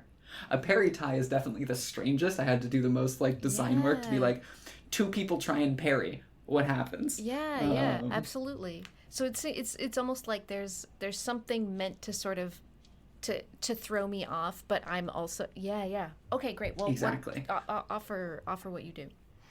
Yeah. I think she's like trying to set up this counter after you say that they're going to get tired by being like, yeah, she wants you to respond to, well, don't you think they'll never notice you? Oh. But I think that's not true. Well, and, I think you... But also, my thing is, well, then once again, I'm doing my job right. No! Oh, no! Through the heart. This is the greatest villain I've ever been. Little old lady alien with her chili is just the most dastardly. Wow. Jen just walked in here. She just got her hair curled. She won at bingo last night. She's coming in beast mode. Yes. Oh, poor Ori. Okay. I mean, that's it. She shatters. Like... Wow. Face drop, body sags. I think this moment is one when some, like, kids run by and, like, knock against her leg, and she doesn't even look down. Like, wow. She's just sort of staring emptily at you, like, oh, God. Starting to feel she's been outmatched, starting to feel, what if you actually are the one who should stay? What if you're right? Oh no, okay. Ori, you can do this. You can do it this time. I have priority. It's my account. Okay. Yeah, do I? Oh, this is, because if I lose, I have to draw my weapon. Okay. We're really, Perfect. and we're 2 points from victory. Yes, I've got mine. Okay, do you have yours? Yeah, let's do it. 3, 2, 1, thrust. Thrust. My priority. I got it. Ooh. Mm-hmm. Okay. Here we go, Ori. Here we go. So Ori has just like been shattered in this way. And I think I think the thrust isn't like traditional aggression. It is a bold, cutting moment of vulnerability. Yeah. Of going, what happened that all that warmth no longer feels worth it for you, Gentile? Oh. Oh. Yeah. And I, like, my mouth was open, you know, to give another, like, well, just get out of here. And like that, like, you genuinely have made me be like, who am I? What am I doing? Like, this person reminds me of a softer, more tender, more loving person who I now have to realize, like, I'm not that anymore. And that, like, that really puts me on my back foot. And it's like all the bravado and everything just kind of drops out of my face. I have no response. Yeah, that's good. That's satisfying. I could take that. Perfect. And I know where I'm going next. So whenever Okay. you're ready, Ori's on it. Okay, great. So I count down. Yep. 3, 2, 1, thrust. Faint. Sorry. I said parry because I was hoping you would parry. Faint was what I chose. No. Oh, I thought she was gonna get it there. Okay. So your win. That is gonna go to 8 points. I'm going to draw my weapon. So that means that my chili, something about my chili, is like coming out, being shown, being highlighted. Yes. Because, and to be clear for the listeners, the loser strikes the first blow. If this was a physical fight, they would be the one to hit. But like the loser, I will be the one to really try and like bring my chili out to bear. Because losing and I have the high ground is being the one who is so frustrated, angry, fed up, just out of things to say, that you just start it. You have been bested in this duel of wits and posture, and you have to resort to the actual battle. And so this is me getting close. Because Alex has reached 8 points, I must draw that weapon and get ready for that potential 9 points. And in this case, you do it by thrusting an aggressive move that makes me resort to that. So I've just told you like what happened to this warm person. How do you thrust on back from that? You don't have to take it. I just had a thought and I wanted to offer this as a theme. Okay, I have what I was gonna say, but hit me. What if it's something I did to you? Like, Oh. what if like our oh my god, breakup- Yes. Okay, then what I will say is, well, if you love that person so much, then maybe you should have kept her safe.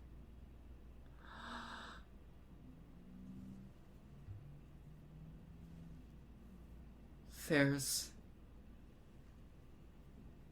so little she can say to that.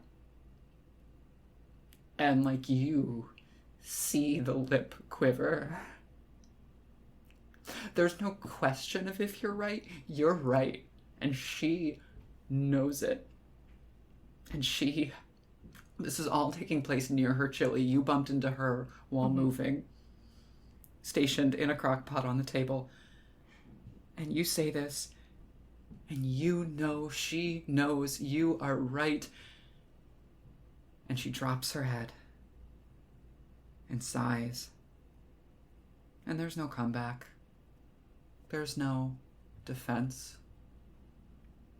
She reaches out. She takes the lid off her chili. Calmly, quietly, takes a sip. Looks back at you. None of this will matter. And there's a little bit of a tear. When you have to leave, okay? So, I don't care. I don't. The humans want me, they'll want me, and that's enough for me. And, unbeknownst to you, she tips in the little vial of perfect temperature. She can't lose. She won't lose. And on that note, on that 8 points, with the weapon drawn, with the chili out, the lid taken off, we play Star-Crossed. Fantastic. Fantastic. The thing is, the camera shows, like, from top down, the chili. You're pouring in the little vial of something, and you are stirring. And this circular motion of beans and seitan and chiles all mixes up and begins to slowly transform into the swirls of stars in a galaxy, setting our stage for the intergalactic diplomatic conflict that is the stage of our history. So, we've just seen this galaxy, and I think the first shot is of the galaxy as a whole, and then it shifts down to this view of a space station with the nebula behind it that looks like the galaxy in microcosm. And then it's a shot on a table with the two of us, that galaxy, that nebula, out the window behind us. And we start with scene 1, an introduction. And as the lead, well, I believe I just did the opening move. Oh, wait, we have to have initial pulls. We made our characters, but we haven't done our initial pulls. That's right. So we set the scene together. You make the first move, but before we do any scenes, let's make sure the tower's already shaky before we touch it. Okay. So here on your sheet, you have the lead sheet. Enter 3 start pulls. So yes, you can roll 2d20 and pick one to go to enter in the 3 start pulls section. So I have my number, putting it in. Okay, was not the same as your number. And then go again. I'm putting in my second number, also not the same. Cool, because this lovely sheet tells us of the numbers we've put in, how many marks is there for that number. And if we choose the same number 4 times, tower collapses. Exactly. So we've got 20 numbers, and then up to 4 collapse. So I'm going to pull another, put in my number. Safe, only once. And go ahead. I'm going to roll again. Put in my number. Pretty safe tower so far. One more. Feeling good. Okay. We have a pretty stable tower. All 1 mark. Okay. So yeah, the moves in this game are to describe your character's movements, describe a detail in the character's environment, describe your character touching the other character, describe your character revealing something personal. The describing movements and describing details can be done on as many turns as you want. Go for it. And the role that I'm playing, I can unintentionally touch the lead once per scene, and I can intentionally touch the lead once per game. I can unintentionally reveal something personal once per scene. I can intentionally reveal something personal once per game. And you're playing the lead, it's the opposite. I know you've played this before and you know what to do. And of course, we can add a little bit of dialogue to our move anytime we want. If we were playing with a physical tower, we would have to be touching the tower the entire time that our characters are speaking. But we're playing, and we've established before, we're down to use this online rule. If either of our characters give dialogue, you just have to touch on the screen the other player's face on our camera. Oh, it's so... Oh, thank you. Blushing immediately. Thank you, Garrett Reininghaus, for this beautiful piece of live-action online gaming. Okay. So yeah, we have our scene set. We know we're at the table, so to speak. What's your first move? Yeah, I think in particular, we actually see. I actually have a question for you. Mm-hmm. Have we met before, or are we meeting on this job? Oh, my instinct is to have us meet. Yeah. Like here. Like this is our initial introduction. So, I think you are already seated. And I walk in quietly. And I'm sort of austere. I'm taking the default ambassadorial approach. And come in, and could I actually ask you, when it comes to your character's movements, what is the attitude, what is the vibe that you have as I walk in? Because I come in austere, and how does... My style and my approach is to be warm and open and personable. From my perspective, this is not a negotiation about getting the better side of a deal. I'm here to make peace, and so I'm going to go in with a very open and kind of gentle approach. And you see, your openness, your vulnerability provokes my own. And you see like the cock of an eye, and like, is that how you're going to approach this? Not out loud, but like that's what I'm communicating. Mm-hmm. And then a slight little smile that wasn't there before. Like, okay, I can meet that vibe. And I finally, I like almost pause for that. And I come across, and I sit down.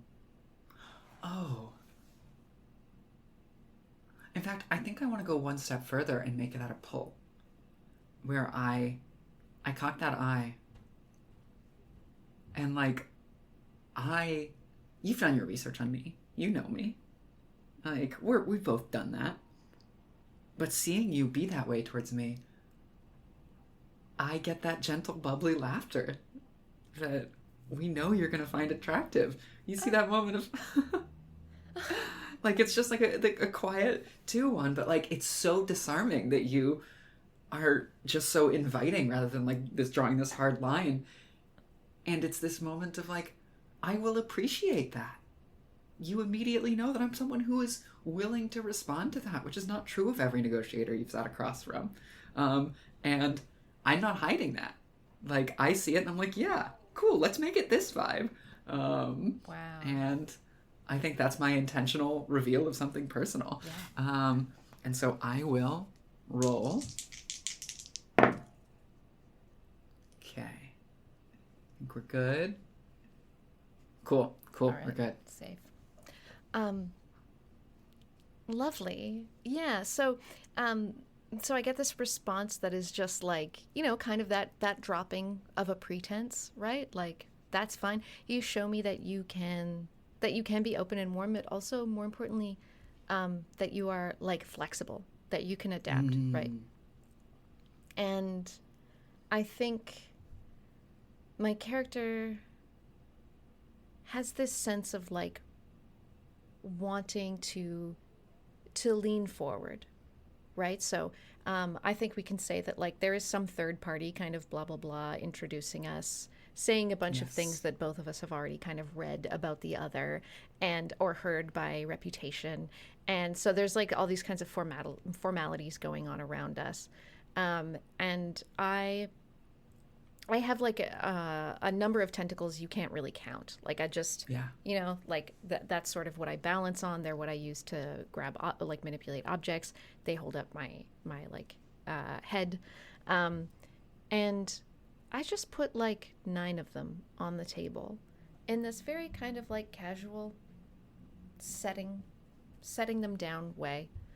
That just feels very like, if you were a human, it might remind you of someone sitting down at a piano before they begin playing. Oh, yeah. And I see those dainty, delicate tentacles and, wow. And I think the next thing that I do, if I can make a suggestion for both of our cultures, perhaps on your planet, a tentacled embrace is like a common greeting, right? Like you have all of these and you wrap them. Whereas on my planet, the handshake is not it. Maybe it's like a bow or something like that. But I've done my research and I love your vibe. And so I splay my fingers and put them out. And I'll touch the screen. And I say, I know that you know this, but I'm Ambassador Oratirix. And it is nice to meet you. And I am aiming for intentionally touching the follow here, in that, like, I am inviting you to touch. It is my initiation, assuming that you actually return that touch. Yeah, absolutely. Roll it. You were like, I'm going to initiate this touch. But I really want to encourage you to say that you completed that touch, right? That, like, my body language is that my tentacles are still forward and still splayed, and you can reach out and do the very, like, appropriate version of this greeting, which is not exactly like a handshake, but rather like you know, like your fingers kind of intertwined with my with the very tips of my tentacles. So yeah, I actually, instead of turning the palms up, I still splay my fingers, palms down, and I reach across to where your tentacles are up on the table and intertwine each finger with a slender tentacle, as I say that it is truly nice to meet you. I gotta roll. Uh-huh. And, like, you immediately feel those strong hands, too. Like, the intertwine is, like, tight. Oh yeah, I know. And, let's see. Number. Still safe. We're having really good luck so far. So, go ahead. And I'm going to move my numbers into the right boxes. Great. Yeah, so how do you respond to that embrace? So I respond in the appropriate manner, which is kind of a slight, oh, this is good visual information for the listener, which is that kind of slight, like a catching, like a sort of squeezing, right? Like, I acknowledge, in the same way that if you shook someone's hand, there would be the little squeeze moment before you release. And I say, I feel much the same. And there's that appropriate, like, yep, this is how you respond. But then as I sort of retract, the touch completely unintentionally just lasts a little too long, as though I was just dragging one fingertip along your wrist and palm. Yeah. Unintentionally, but we both feel it as a moment, like as a little jolt. Something we obviously must not acknowledge and have a little awkward moment about. We're both taking part in, like, something very ritualized in a way, but there's a little moment of eye contact. We see it even if everyone else does not, even if our exactly. third party does not. Oh. Okay. Do we want more than that out of this scene? Oh wait, you're the follow. You have that power. I'm remembering. Oh, that's right. I'm happy to end it there. Cool. So we have our introduction. Mm-hmm. Okay, our scene 2 is called A Little Embarrassment. Where would we like to move our two characters? What do we want to be happening to them now? Great question. I feel like I do want to get a piece of the actual work of negotiation. So I guess as the lead, I get to set this scene. Well, sorry, Ashley, point of order. We set scenes together, but then the first move gets to be yours. So we still equally decide kind of like where we're at and what we're doing. That makes sense. Play as conversation. Cool. Okay. My idea here is we've seen that moment of, like, early tenderness, but there's work to be done. And I love the idea of cutting between that and, like, okay, well, if we were on this planet and you were on this planet and we did this thing, and like yeah. We are like passing sheets back and forth, like hollow sheets that have, like, little pop out projector holograms that come up off the piece of paper, and being like, and if you get 2 times more than we do here, Yeah. and does that sound good? Is like where and I think Yeah. Go ahead. We're mid negotiation, and we're just going over like some real like some real just like practical stuff, right? Like, this is the agreement that already exists. This is the extent to which each party has like kind of adhered to it. This is where we're starting to see some tensions. Here's what the people, this group of people on my planet are not super happy with. This is right. Like, so yeah, we're really kind of in it, right? We're working. And I think, how did we end up with a number with 2 marks? Did that happen on your final move? Yeah. Oh, I didn't see. A little shake of the tower. Uh-oh. Okay. So, next up, I think at some point, we've been going back and forth on this, and we're clearly in the middle of it, right? Like, we've been going for a while. And then there's a moment where I kind of stop, and I like back myself out. I calm myself down out of these like nitty gritty details, and I'm gonna touch the screen, and I think I say, Ambassador Gentoo, you know this isn't really what we're here for. It's not about the numbers. It is about a future for our people that isn't war. And we can come back to the numbers, but I think we should look together at the bigger picture. This is great. I think this is actually the embarrassment. Like, I think Gentoo kind of realizes that they've skipped some steps, right? Like, really got into business before establishing, like, our relationship functionally. And so I think I want to go for an unintentional reveal. Yeah. Which is a little bit of like trying to hold like oh yes, of course, but there is like a distinctive slight curling of the ends of my tentacles inward, of just like it's almost like a little slight cringe, and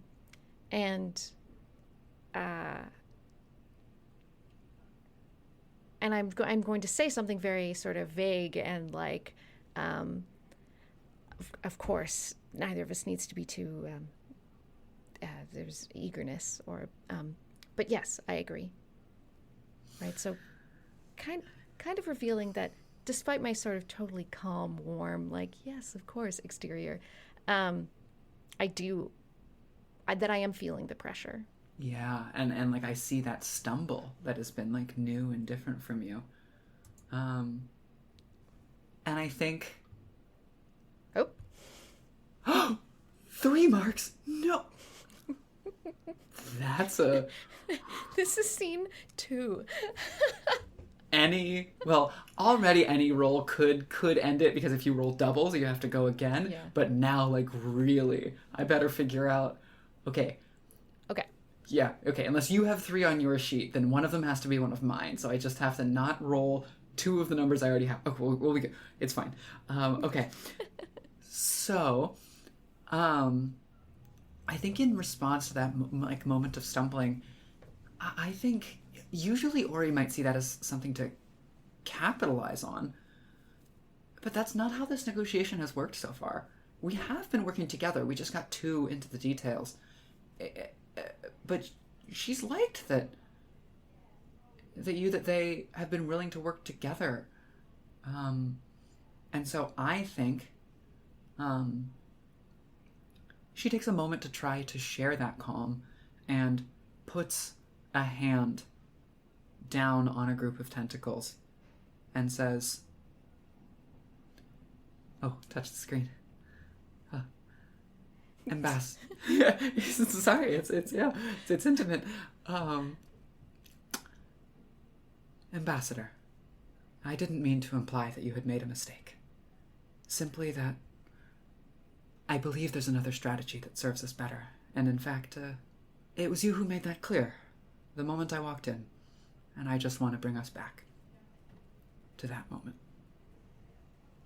I think there is a soft, appreciative smile and nod from Gentoo.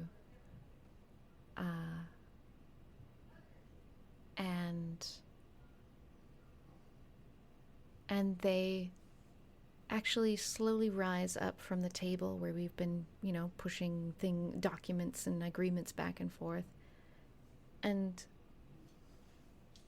she sort of delicately gestures to one side and says, "Should we take a walk through the aquarium?" And I think we just see a smile from Ori, yeah, and a slight nod. I have to roll for having intentionally touched, so we do that. Mm-hmm. Okay. We're safe. We're good. 1 mark. Good. So, yeah, I love that in both instances, you got to set. Then I have the high ground and star-crossed. Like, your smile, your, like, bump set the tone, and my response, like, confirmed, like, this is how it's going to be. Yeah. Like, it's this beautiful parallel to their relationship in both cases. Except in this one, it goes to a nice walk through the space aquarium. Yeah. Trying to think if there's anything else I want to do besides just that little smile and nod.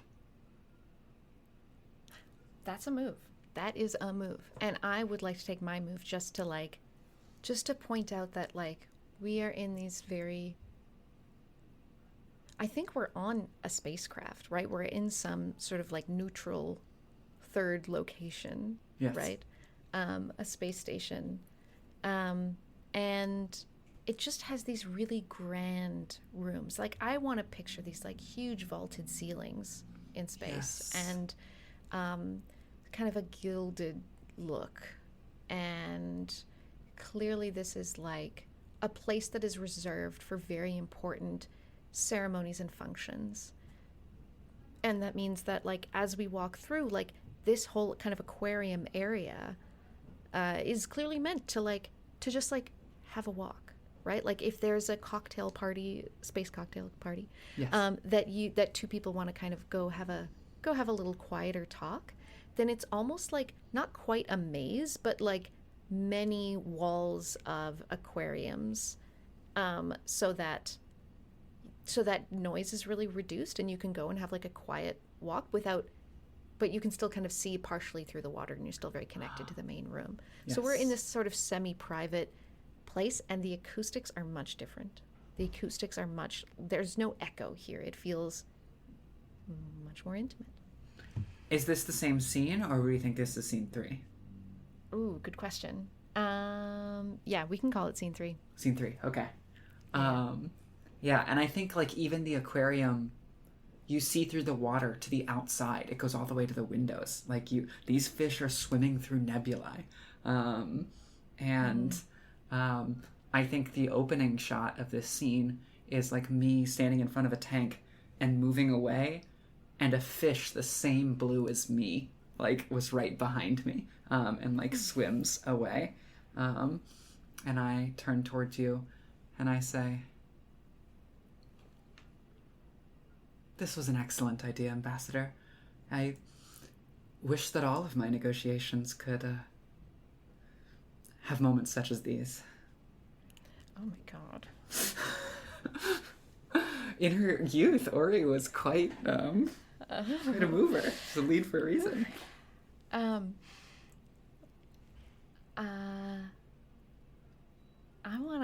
I mean, it's a reveal time for sure. Yeah. I think I'm going to we're going to keep walking, but I'm going to turn towards you and say, this isn't exactly like... Oh, wait, so you made a comment that was like, oh, these negotiations, whatever. And I'm going to say, well, you're not exactly like every ambassador I've ever worked with. And then she's going to quickly look away.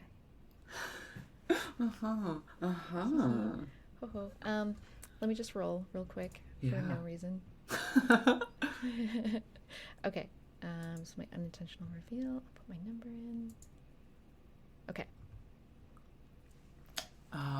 Okay, so yeah, number with 1 mark, we're good. And that we see, the camera sees you turned away, and almost that same eye quirk as that first meeting of, oh. Like, I don't think she's been admitting to herself, or he hasn't, that maybe there's something that more to how wonderful and nice this negotiation is. That when she said it, she thought she meant simply, this is nicer than most. And in seeing that response, it's a recognition of self through the other. It's, I'm feeling something here. But she can't.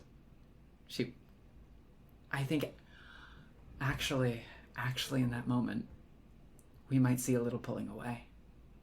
Because she notices that, because there's that turn away. I think there's, what does this look like? She looks off towards the ground a little bit herself, as you might find out if you turn back around, and says, but we must remember, it is a negotiation nonetheless. And there are many people counting on us. Amazing. And I think that's intentionally revealing something personal. Yeah. Okay. Gonna roll.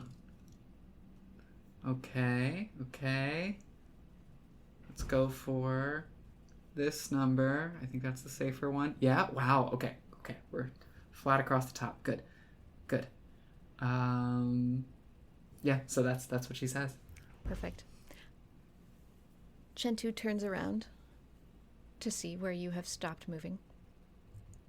And I mean, Chentu's tentacles kind of trail out behind her a little bit. There's almost a slight train effect, right? As they kind of, these sort of countless tiny appendages move her along.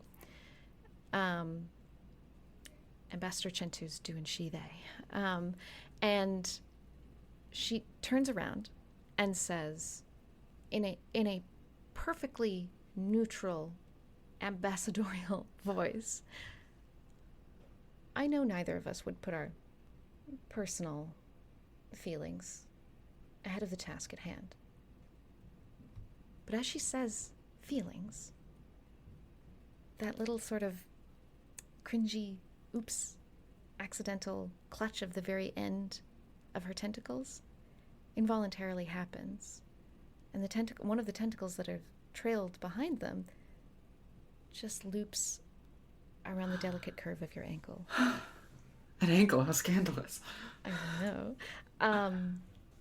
And that's where our scene ends. Yes. And your pull. Another with 2. Ooh. Yeah. There we go. Now we see the tower shake. Okay. So, scene 4, hard at work. Do we see a moment of tension here? Moment of real tension, maybe? Because I'm thinking a moment of real tension that becomes intense feeling can be one thing or another, right? It transmutes easily. Yes. And so... Yeah. I want hard at work as in like, okay, we have laid some ground. We have established a relationship. And we're now kind of getting into some like nitty gritty. I think... Right? Yeah. She tosses a piece of hollow paper down that has like a planet with like red lines glowing over it as it spins, like clearly mapping something out. And I'll touch, and she says, you know that my people will never agree to this.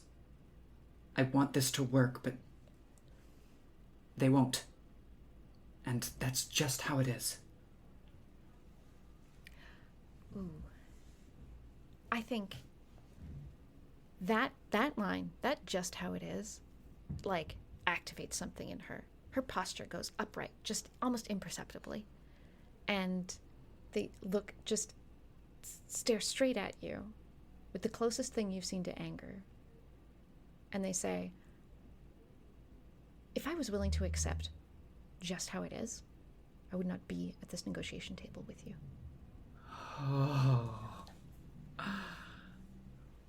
Oh, is that intentionally revealing something personal? Yeah, I think that's your once per game move. I think that is actually. Yeah. Great. I'm going to roll for that. There we go. Oh, okay. Another one. First number. And then I think I'm going to mirror that and unintentionally reveal something personal, my once per game, Lovely. of like dropping into herself a little bit in the moments, like the weakest moments we've seen in the high ground game, and going, I was sent here with a job by people with expectations. There's only so much that I can do. Wow. That... Sorry, roll for Yes, it. Roll yeah. for it. Oh, another with 3. Okay. Whew.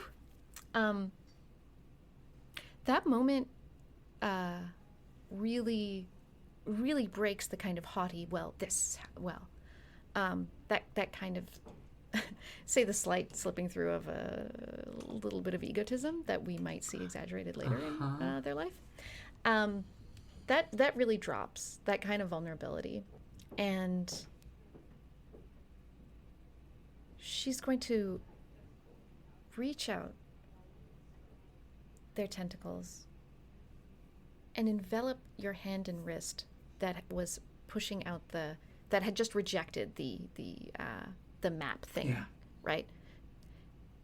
And it's a very, very, very meaningful touch to the gi that really means, like, I am holding you. Like, it is a holding of the hand, like words like 8 or 9 sort of like encompass and almost cover entirely your hand and wrist up to about here. And it's like, it's a holding, but it means I am holding you. And there's no dialogue to accompany that. She knows that you know what that means. Yeah. Okay, can I use my intentional touch? Yep. And roll. 2 different numbers could end it. Okay, now we have another number with 2. Yeah, okay. Is that? Yeah, that's seen. Okay. Yeah, why not? So what attraction are we at? I'm curious. So I've done 5 moves. I've done 1, 2, 3, 4, 5, 6. 6. So at 11. Okay. Yeah. Because that determines the Yeah. the tone of our ending. And the next scene is close, quiet, and alone. Yeah. Okay. Maybe this is... Negotiations have reached this tough point, and we've also reached this intimacy. And we're like, we need not to have all of these third-party observers and negotiators around. Yes, we need to say something off the record. Yeah. Like one of us, or we have both, like there's no even way for us to agree to this. One of us has approached the other in some kind of, you're at my quarters, I'm at your quarters, something like that, to be like, I'm at yours. hey, can we... Sorry. That's okay, that's a worry. Noted. So yeah, you've come to my quarters because we need to again address something without addressing it, basically. Yes. Yeah. Okay. All right, make a move. I knock, and I assume you answer. You open. Of course, it's space, so it is a sliding door. Yeah. And it automatically slides to one side. And I'm standing there. Not sure if there's any surprise. It does not show in my posture. My posture is neutral, as though anyone in the world had knocked on my door. And I say, I hope I don't presume too much, but... She moves backwards slightly and then extends one half of her body as if to say, please come in. She just gestures you in without a word. And we get the same gentle, bubbly laughter that we got in the very first scene of, once again, surprised by how easy you've made this, by how nice you've made this. And oh my God. okay. Yes. And walks on in without completing that, like, apologetic statement that she was going to make. So she enters. And I think she actually walks to a window facing away from you and says, for too long our people have known the anxiety of not knowing what truly transpires between us, what will come of us. We are here to solve that. We are here to provide surety and peace of mind and confidence that this will work, that this won't break into something that hurts both parties. And she turns around. Can we do that? Silently, she moves next to you, also gazing out the window. So close next to you that this side of her body just gently, just barely grazes your shoulder. And for that touch, I roll. Let's see. Okay. Okay. And I think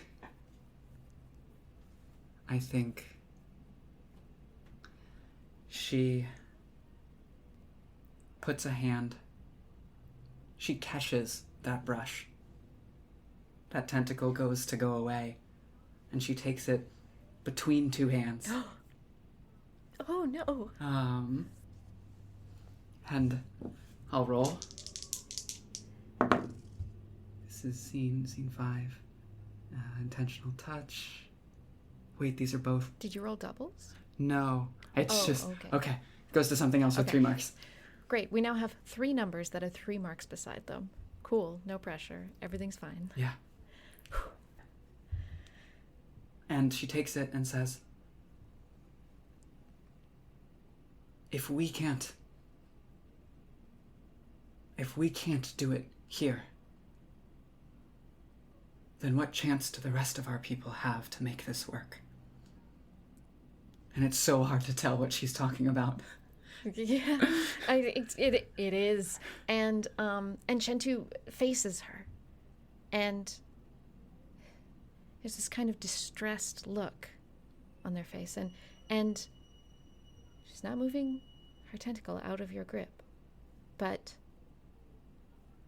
she does say, how can anyone trust what we do here if they can't trust us?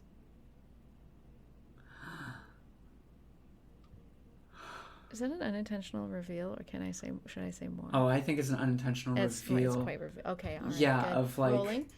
recognizing what is this talking about, and it's like yes, this is Okay. what it's talking about.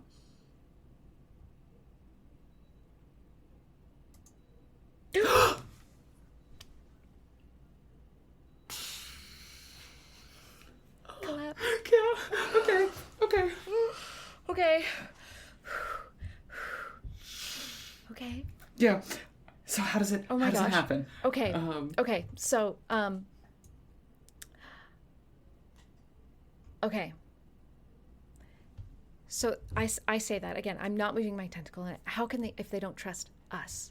But the moment that you are locking eyes, and Gentoo says, "us," it unfolds the possibility of us, of this undeniable of an attraction that neither of us can even fully understand. Not the one that has evolved from words and understanding and planning and wouldn't this work out, but something just deep and undeniable and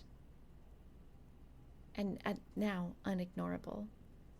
And she moves towards you, and in the same way that she enveloped one entire hand up to the wrist with her many, many, many, many soft, delicate appendages, each one barely able to hold anything up on its own, but somehow all of them together supporting the full weight of this body. And she wraps all of them around all of you, such that your faces are touching and your arms and your torso are completely enveloped. And you realize that you are in fact holding the full weight of her. Yes. With those strong, firm hands. And I think that she says, how? If I trust you like this, how could my people not trust you too? And takes it in for a kiss. Oh, perfect. And then, on that note, on that recognition of trust, on the vulnerability that she has given you and offered you in herself, and said that it is only through that trust that this will truly work out, we go to our star-crossed epilogue, an uneasy intimacy, one that cannot truly hold in the long term. And we go back to the chili. A trust broken, a trust betrayed, a vulnerability abused, to hurt, to wound. Oh my gosh. Oh my gosh. I love how much we didn't establish. Like, there is still, like, this, we see them come together and we know that it is disastrous, and yet still this, like, loaded language that we've used of, like, you let me down, and, like, you betrayed me, and you are not the soft person you once were, and you should have protected. Ooh, all of that is still just, like, so, there's still so much just implied, and I love that. Yeah. Let's make some chili. So, we are currently at 8 points Jen, 4 points Ori. 8 points you, 4 points me. Whenever you hit 9 points, the battle begins, and we get to figure out what that means in our chili cook-off, but I've got some ideas. But we don't know. That could be any time. I could score 5 points in a row, you know, or you could really pull through. And we left off with that cutting thrust of a comment, and me just being so shattered by being told I didn't keep you safe that I just go to my chili, I pour in my special alien liquid that's going to make it the perfect temperature. I decide, I claim that'll make it okay as long as I get to stay. That'll be the final arbiter of who is right and who is wrong here, is, well, I'm here and you're not. And with that, it is my priority, and we choose how we would approach this situation. Oh, I almost just, I want to do a penalty, and I can't, because she would never back down here. She would never disarm herself here. She really did draw her weapon. It's all about the battle. Yeah, what is her approach is the question. Okay. I know it. Come on, Ori. Tell me when you have yours, and I'll count us down. Okay, I've got mine. 3, 2, 1, thrust. Thrust. Ori, I've got priority. Okay. All right, Ori. Go. So, I have leaned down to my chili. I've put it in. You've told me I haven't kept you safe, which we know that when we started this, I said that I trusted you. That trust would sustain everything else. And I think the truth that I am about to invoke is that performance became more important than a genuine trust. And when things came into question, I let you be the media sacrifice. That's exactly what I was thinking. Somehow it's not like you blamed it on me, but it was like I got blamed and you never stepped in to defend me. Yeah. Yeah. Oh my gosh, yeah. Because if I did, that would confirm it. My judgment is biased. By staying out of it, I say, no, look, of course. Maybe that's true a little bit, and like... No comment. I can neither confirm nor deny. But obviously, if I can neither confirm nor deny, it's not that bad. I'm not maintaining that relationship that we were maintaining. And I thrust. And I think I say, Gentoo, if you had truly trusted me, you would have known that I was doing it to preserve what we had made together. And I move my apron aside to show the tattoo with both of our signatures, our crowning achievement. Oh my god. You would have understood that it was not anything to do with how I felt about you. It was simply what had to be to preserve our achievement, what we had already sacrificed so much for. But I guess you didn't quite trust me the way that I did you. I look down. I look away from you.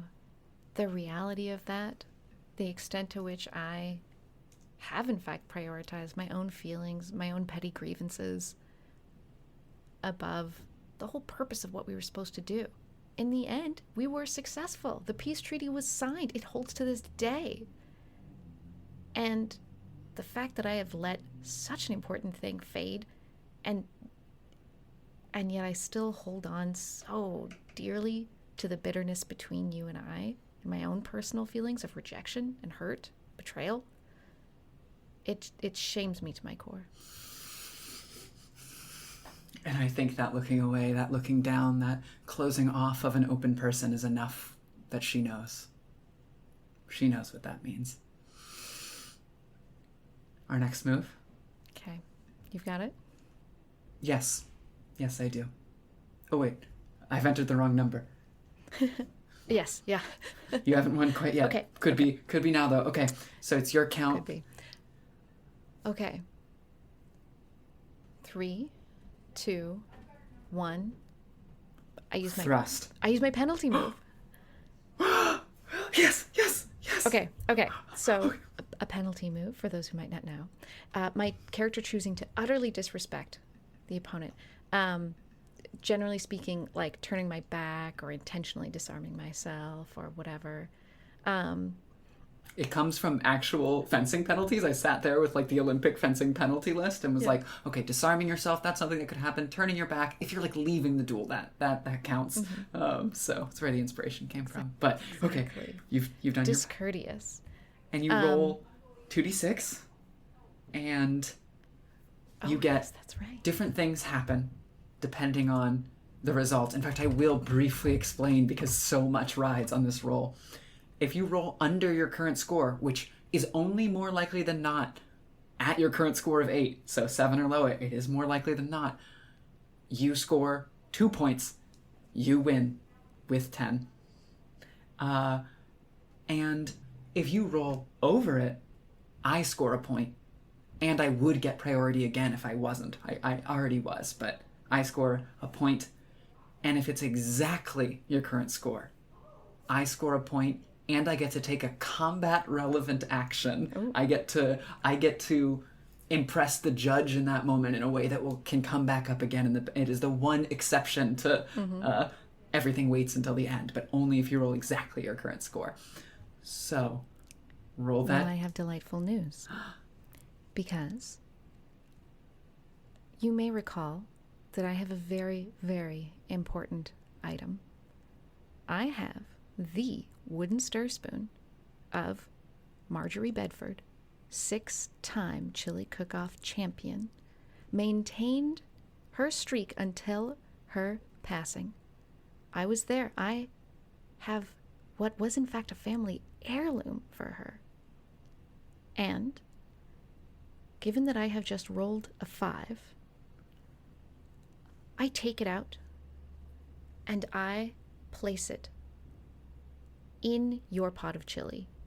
It's like just sticking it in there, and I let it go. It rests in there. And I say, going away present. And I turn and I leave. Okay, so you do that gesture of goodwill, of taunting goodwill, almost giving me that leg up, simultaneously a gesture of your warmth and your coldness, and turning your back on me, as if to say that this is mine, perhaps, I can't tell, and I am confused and incensed.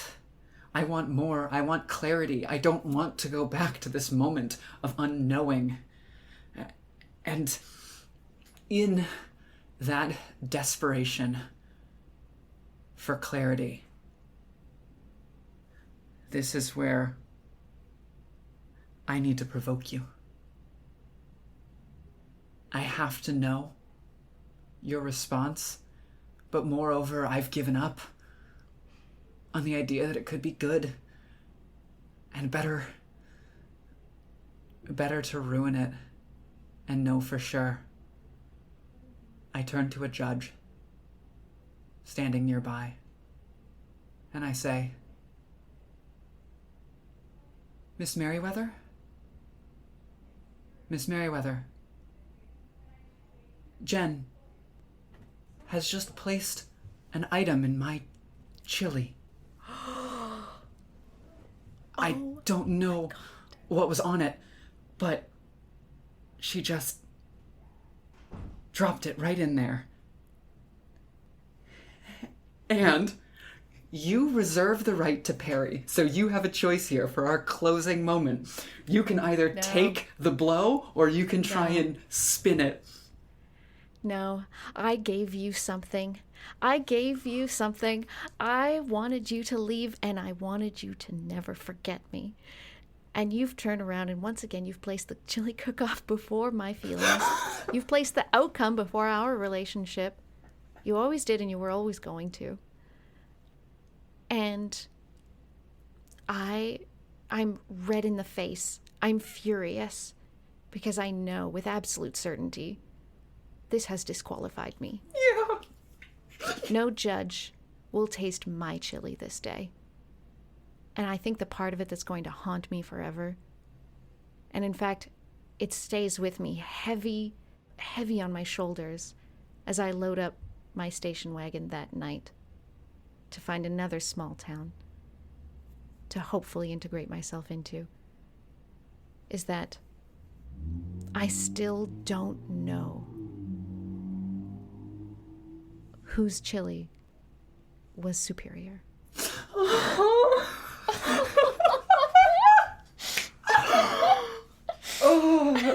The bittersweet taste of victory, and I have the high ground. Congratulations, Alex. Wow. Congrats. That was incredible. Congrats. That was a great game. Thank you so much. Oh my gosh. Great games. Oh my goodness. Yeah.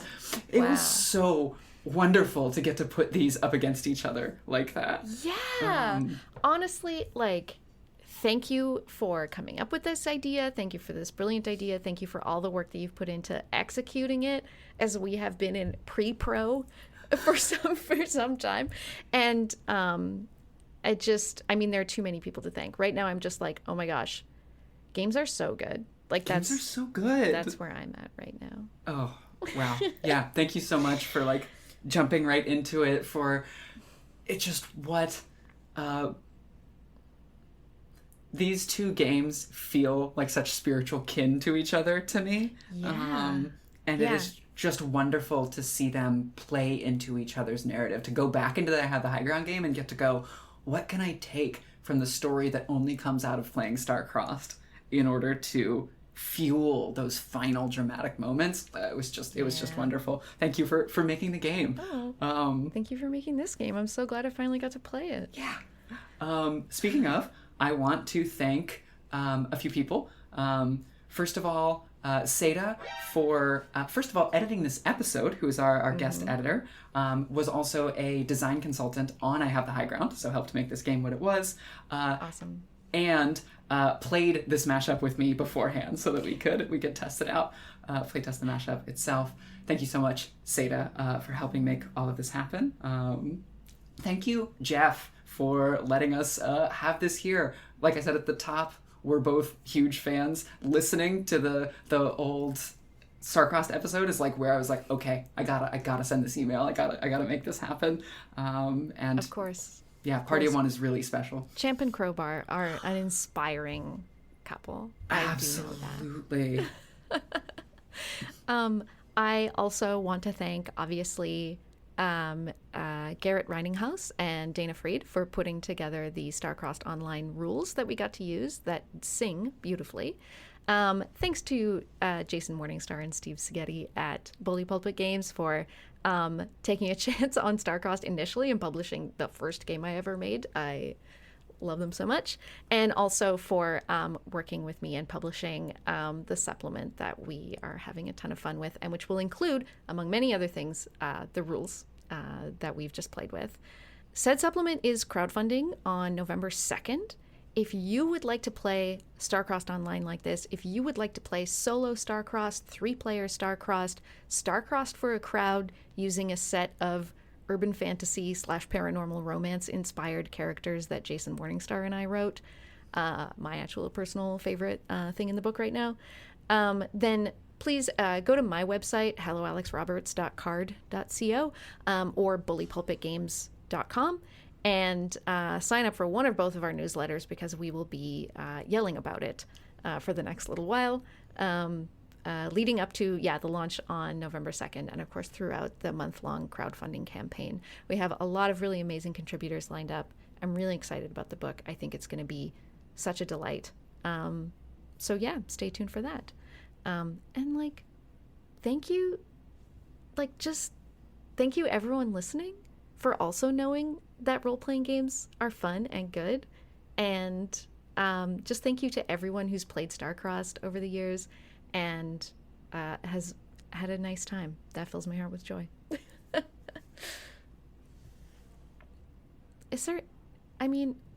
Before we wrap up, Jess, where can people find you and your work online? Good question. Thank you, Alex.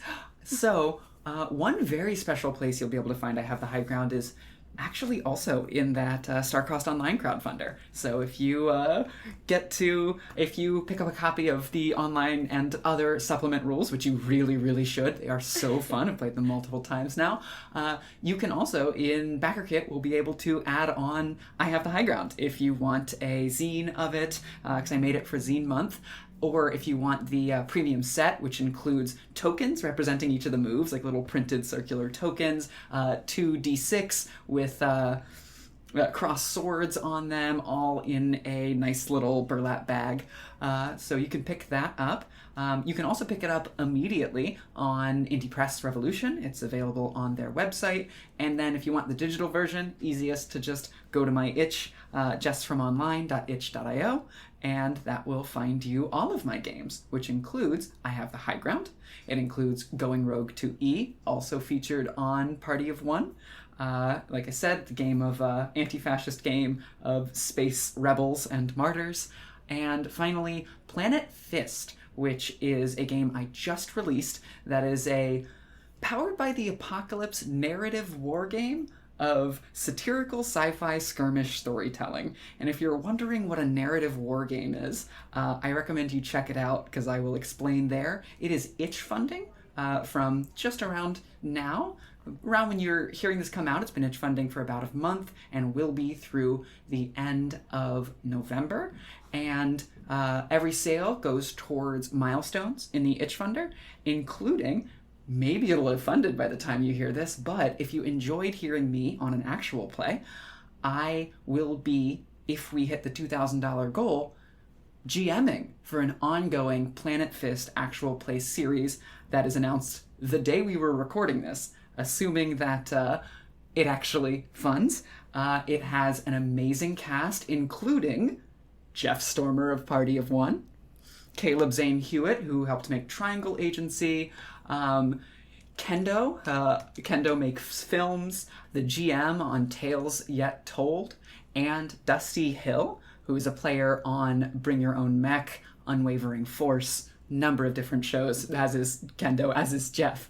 And that is just 4 of 12 plus cast members we will be announcing over the coming weeks, because it is going to be basically a rotating cast of whoever can jump in each week, all playing the same set and pool of characters, so who knows who's playing who every week. Basically, if you like hearing me play games, if you like hearing Jeff play games, who is absolutely astounding to play with every single time, consider checking out the Planet Fist itch funder, jessfromonline.itch.io/planetfist. You can also find me on Twitter as @jessfromonline, or all of my work on my website at jessfrom.online, including my newsletter if you want to find out about everything I'm doing. Okay. I think that's everything. Yeah, I'm very, very excited that we will have I Have the High Ground as an add-on in the Starcross Supplement crowdfunder. That's like, I don't know, it just feels like such a fun little special treat that I'm very pleased with. And I mean, obviously, I really feel like anyone who likes one is going to like the other. I really hope people at home replicate this like crossover, right? Like I want to hear other people playing this mashup. Mash it up yourselves and like do it in a different order. Tell me about it. I will enjoy hearing about that. Same. I will also say, was so intrigued by Planet Fist as someone who is a big fan of the game Paranoia, the movie Starship Troopers, and the many, many hours of my life that I spent as a teen playing team-based first-person shooters. All of that, very exciting. It looks rad. So anyway, for now, I'm just going to throw it over to Jeff in the future so that he can wrap up with the show. Take it, future Jeff. Thanks, past Alex. And thank you again to both Alex and Jess for coming on the show and making this very, very special episode happen. This is genuinely one of the most joyful experiences I've gotten from making Party of One, is knowing that 2 people who I respect and admire got to sit down and play like an absolutely joyful experiment of their 2 games and like shared it with me. I am just grateful is not enough for me to say, and so like thank you both from the bottom of my heart. Like I said, check the show notes for links to Jumpgate Games, Planet Fist, I Have the High Ground, Starcross, the link to the crowdfund for Starcross Love Letters, and be sure to follow Jess on Twitter at JessFromOnline and Alex on Twitter at MuscularPikachu. Then while you're on Twitter, follow us at Party of One Pod. Like us on Facebook at facebook.com/Party of One Podcast. Find us on TikTok at Party of One Podcast. Find us on Tumblr at Party of One Pod. Subscribe to our newsletter at buttondown.email/Party of One Podcast. And join our Discord community at bit.ly/Party of One Discord. If you enjoy the show, there's a lot of ways to support it. You can support us financially at patreon.com/JeffStormer or Ko-fi.com/JeffStormer. You can give us a nice iTunes review, shout us out to a friend, give us some love on social media. You can buy some Party of One merch at bit.ly/PartyOfOneMerch. Or, if you're looking for more great podcast content, you can check out All My Fantasy Children, which is a character creation, storytelling, and world-building podcast that I make with my best friend in the world, Aaron Catano Saez. We take a listener-submitted prompt and spin it into an original fantasy character, populating a shared universe one story at a time. You can also check out Yazeba's Bed and Breakfast, which is an actual play about a heartless witch, a cozy house, and the many people making their homes inside. Both of those you can find wherever you get your podcasts. Party of One is produced, as always, by Jeff Stormer and Jen Frank. This episode, edited by Seda. Seda, thank you so much for editing this very special, extra-long episode. I deeply, deeply appreciate it. Music for the show comes from the song Infinite Lives by Mega Rain, featuring the D&D Sluggers, and the Party of One logo is by Evan Rowland. If you'd like to inquire about advertising rates, coming on the show as a guest, or about press coverage of the show, you can email me at partyofonepodcast@gmail.com. And, unless I am mistaken, that is all we do here. So until next time, thank you so much for listening. Remember to fight the forces of fascism every single day. Remember that self-love and self-care are radical and defiant acts of resistance. And as always, party on, everybody.